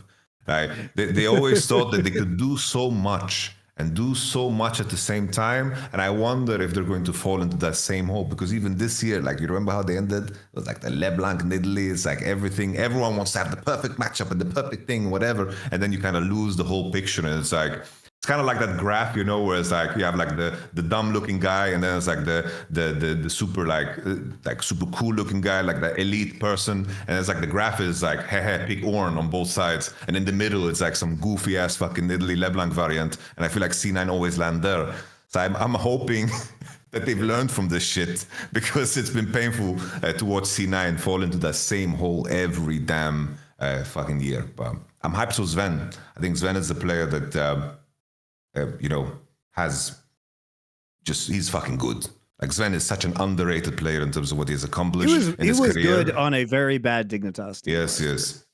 Sven is a damn legend, you know. Like he's a guy that has won splits in 2 regions, and he's been consistently insanely good. There were some flaws in his gameplay in the super position, but I'm happy to see him back in the AD role, and I do think that's going to be very healthy for both Vulcan and Blabber and the rest of the team. I think Sven is a very powerful character, you know. He's like all the players that work with perks. They always talk about, oh, I learned this from perks, and now I'm trying to do the same. And I think that Sven is very important in that. So I'm excited to see Sven play. Where do we go from here? We talk about the Vikings and the some sea oysters, flying oysters. No, we won't do those. We won't do those regions. What we do is we're going to take a few viewer questions, I believe, to close out the show. So we're going to take a quick break, guys, and when we come back, we'll do some viewer questions. Okay, we're going to do the viewer questions segment now. I will stress it's technically not been upgraded yet. We'll figure that out still. That's what I have told Monte in the past. I'm different from Monte. I don't promise stuff because then I know people will hassle you and ask when it's coming. So I prefer to just not say it and then just do things and have it be a surprise. But I'm working on it. The current perk is, if you subscribe to the Last Free Nation Discord, there is a channel there where you can submit questions, and that's where Monte sources the questions for this segment. It's not people in Twitch chat now. It's not people in the YouTube comments. Put comments there if you want, just for engagement purposes. But that's the perk we give to people who subscribe, because basically we get an excellent cut of the revenue. Right. So it's just a great way to support us. And if you are going to miss me doing Q&As, I will say that part of what we're planning for the new website is paywalled content, and that will probably be, I will do Q&As on there either with Thorin or by myself for you guys, and we will continue this process. So if you like this part of the show with me and Thorin, we will just do it separately, most likely in the future, once we get the new website and new membership program set up. But all these things will still be part of LFN, so don't worry about that. We will not be taking things away. We will simply be adding more exclusive content, exclusive merchandise, that kind of stuff for you guys. Also, we're not going to do that many because it's 1 a.m. my time, and I have kids, and I have to wake up, and I've been sick, and my mouth is bleeding. So there's a limit, guys. All right. Any more complaints? Fucking hell, suck it up. What films moved you to tears, guys? Any Grave of the Fireflies, hands down, saddest movie. I'll just do a quick run off the top of my head. We had Dumbo when the mom dies. We had Bambi when the mom dies. We had Lion King when the dad. Oh, you meant when I'm not a kid. You meant as an actual animal. Fair enough. I did cry at all those. I cried at all the Disney films when I was a kid. That was sad. I actually think that why were they just showing us films people dying? I guess people just had to know the harsh realities. What a modern day. I'll tell you an example of modern day films that get to me is I Am the Meme. You know that meme, Yamato, where it's like the two girls. It's like, do men even have feelings? And then it's like a man crying at like the manliest shit of all time. Or I drop a tear when it's like fucking Gladiator and it's like, but not yet, my friend. Oh, of course. Or in like Gattaca or some spoiler at the end, Monte, when that like fucking doctor guy has a son also that's like a natural birth and he lets him go past when he should have gotten caught. Oh, that gets to me. Or when Jude Law's in that fucking oven or whatever. Anything Superman like that gets to me. Or another spoiler, if you've ever seen The Northman. Mate, I actually think that ending when he's going to Valhalla and his like family must fucking resonate with you. When his wife and kid, an unborn kid appear and they're like, we will always be a part of you so you can go to Valhalla. That's fucking, that speaks to my soul, bro. That gets to me. That gets right in there. I like what you guys dropped. The first thing that came to my mind was The Green Mile, bro. Because that was like the first movie. Yeah, I'm tired, boss. I'm tired. Bro, that movie that was the first movie that came to mind, you know? It's a real banger, yeah. If you've never seen that movie, by the way, you've got to go see that. That's one of those forgotten classics, actually, The Green Mile. It's really good, yeah. That was like my first memory as a youth, like, you know, one single tear, because it's like in my household, if you show emotions, right, well, you get thrown out the window. You know, just one tear, you know, and it's like the body just absorbs it really fast, you know, like just this is, you can't move. You need to stand still, you know, there's a single tear. What else? Something else you thinking of? Any other big ones? Come on, what gets to you? Do Band of Brothers or something? What is it? What sort of thing gets Band of Brothers is look, pulls man, your heartstrings, you know. I will say I am a sucker for some of the like really sentimental stuff. I mean, Field of Dreams when he's like, "Do you want to play catch, Dad?" Come on, that's when if you're not American, you're just like, "What is this shit?" Field of Dreams is very good. I know you have to be American though for that. I feel like you have to have the whole baseball. It's the national pastime. All that crap, you know. Field of Dreams is a great movie.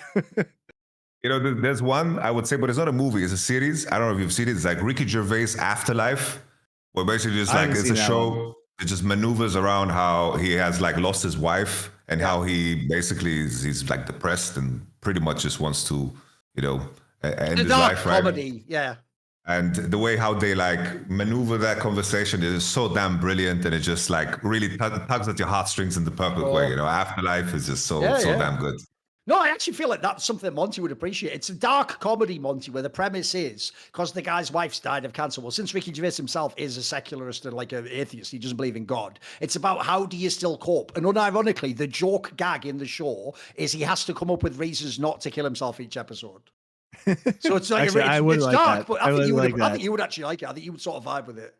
But it's got a very, I know what Yamato means. It's got like a very like almost grounded like quaintness to it about like how earnest the characters are. Even though, by the way, some of them are absurd. Like one of them's like a prostitute that's a mate of his and a stupid weirdo guy who's like the postman and stuff. But the way they weave them in to be like characters is quite interesting. I can see why that would get to you. What about you, Monte? You must have some more. Come on, hit me with some more. What else is getting to you? I did too. I'm like, what about Ava? What about when Shinji wouldn't get in that mech or whatever? I'm just no, Grave of the Fireflies, man, is probably the saddest movie I've ever seen. Okay. I would definitely cry if I watched that again. So that is Watership Down. Back in the day, Watership Down, that had me. Especially it's rabbits, bro. Listen, I care more about rabbits than humans. We'll get into a whole political thing, but you know, I think Watership Down is just more scary because of the gassing sequence in the burrow at the beginning. Like that's like really fucked up.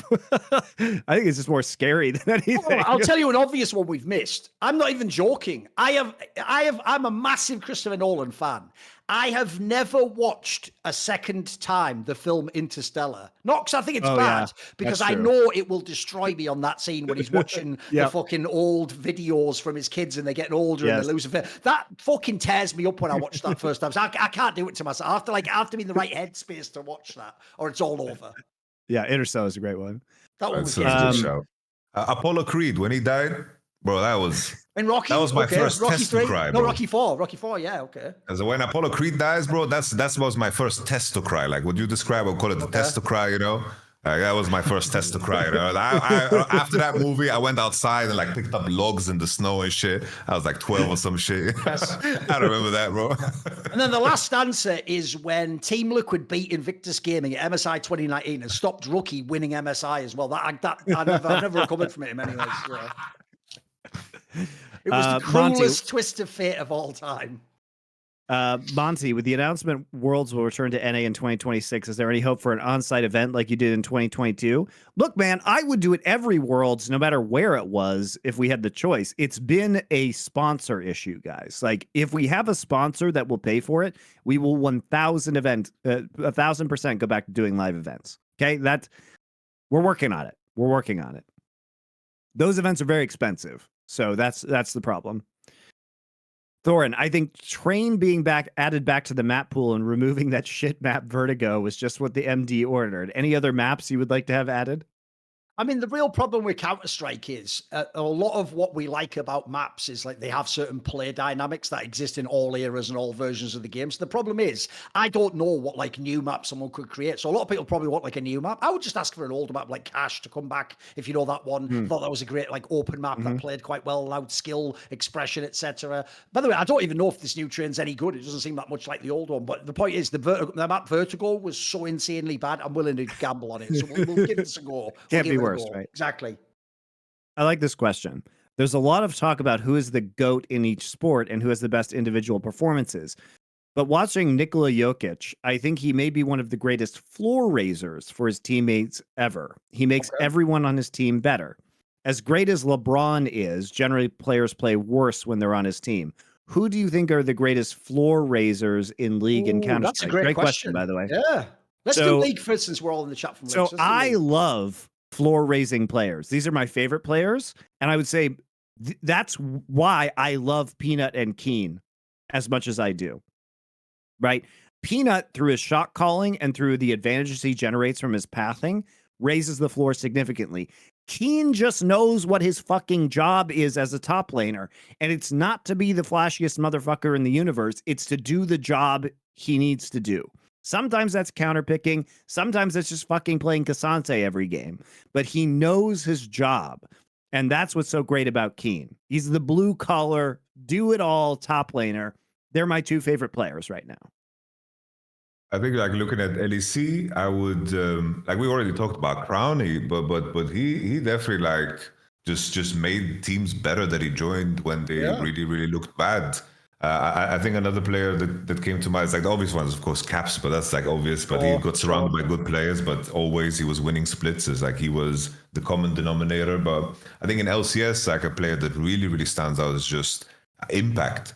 It's like Impact has been on so many different rosters, so many different teams, and always it's like whether it's EG or like I don't even Team Impulse or like Team Liquid and then Team Liquid again, even FlyQuest. Like his teams were always insanely competitive, and I think Impact is just it's just very obvious that there's a significant contribution in the team, in the game, and also like outside of the game, which I think is super significant when, of course, you compete. You know. By the way, I don't think it has to also be obscure players. There are like star names that aren't like just raw hands carrying. Like obvious ones I'm thinking of is like Zhao Hu. How about Mako? Faker himself in the modern day. I would say the last half of Faker's career is raising the level of players that you don't think are as good otherwise. So I think all those players, I think they're all pretty good picks. Niski's a pretty good shout, actually. Think about it. When has a team ever been worse when he joined it? Nearly always take a step up, don't they? Donby's a great one. I think Hilly was one of the biggest ever, because I'm just going to say this right now. I think when FPX won Worlds, that in terms of like what you saw on your screen and the hands of the jungle support of Tian and Crisp, they were amazing. But I think they could not have done that with any other mid laner. I think Doinby, that's one of the, that win of Worlds is one of the craziest ones I've ever seen. That's just a captain's win right there. It's unbelievable. They're not even actually a better team than G2, in my opinion. Like, man for man, they're not better. As a team, they might even be better. But fucking hell, is he incredible the way he made everyone. He made them all look dope. Bro, he won a Worlds with Gimgoon. This is impossible. This guy's a fucking G. He's also technically back in the LPL now, but we didn't talk about that earlier. But whatever, it's all good. and I I was gets it. waiting for the Gimgoon drop because I think that's like the most impressive notch Well, did about it? the Yeah. FPX one, you know. Yeah, all Like, these people say now, you know, Faker wins with Thorin. He is the GOAT. Then by that logic, Doinby's the GOAT. Case closed. End of story. He won with fucking LWX's AWs and fucking Gimgoon is his top laner. End of story. Like that would be like Faker taking I don't even know who, like Kingin and fucking you pick the players, mate. That's Kingin and fucking Doo-doo. aiming, and then he has to win worlds with him now. You know what I mean? Like, okay, all right then. Is there any 100%. hope for the believers of the sports shows of LFN, basketball, NFL, etc.? I mean, Oh, because we haven't done much. To be honest, we haven't done the basketball show very much, but that's also because life's just got in the way, busy. didn't it? Yeah. Yeah. But look, the NFL show could actually be fire from LFN. Like, none of us are great NFL analysts, but there are so many stupid narratives in the NFL that we for would just sure. blow up on a week-to-week basis. It would actually be very funny. I think the problem is that, you know, the NFL season is like at the end of the year when Worlds is and shit like that. So it's always been very hard. But maybe this coming year, that might be an option. I mean, I really want to do those kind of shows, but it is hard when a lot of our talent works on esports as well. So, yes. Let's see here. I guess we'll do one last question. With the way Hanwha and Genji's rosters look, does it feel like LPL stands a chance at MSI, even though the season hasn't started yet? Yeah, dude, LPL is a fucking bunch of really good teams. What are we doing right now? The LPL was a cunt's hair from winning worlds. What are we even talking about right now? Like, they almost just won worlds with an all Chinese lineup. You're talking like, remember that LPL back in the day? You think we'll ever see them again? What conversations are we having right now? By the way, the thing BLG is, just kept their squad. They've got Bray, but they're still mega. If anything, the LPL's stronger now, in my opinion. I think they actually upgraded off the off-season. there are probably like 6 really good LPL teams, and only 2 of them will be at MSI, and it'll be the 2 of them that are most in form. It'll probably be BLG and then somebody else. But I mean, there are a lot of really good teams. What do you think, Yamato?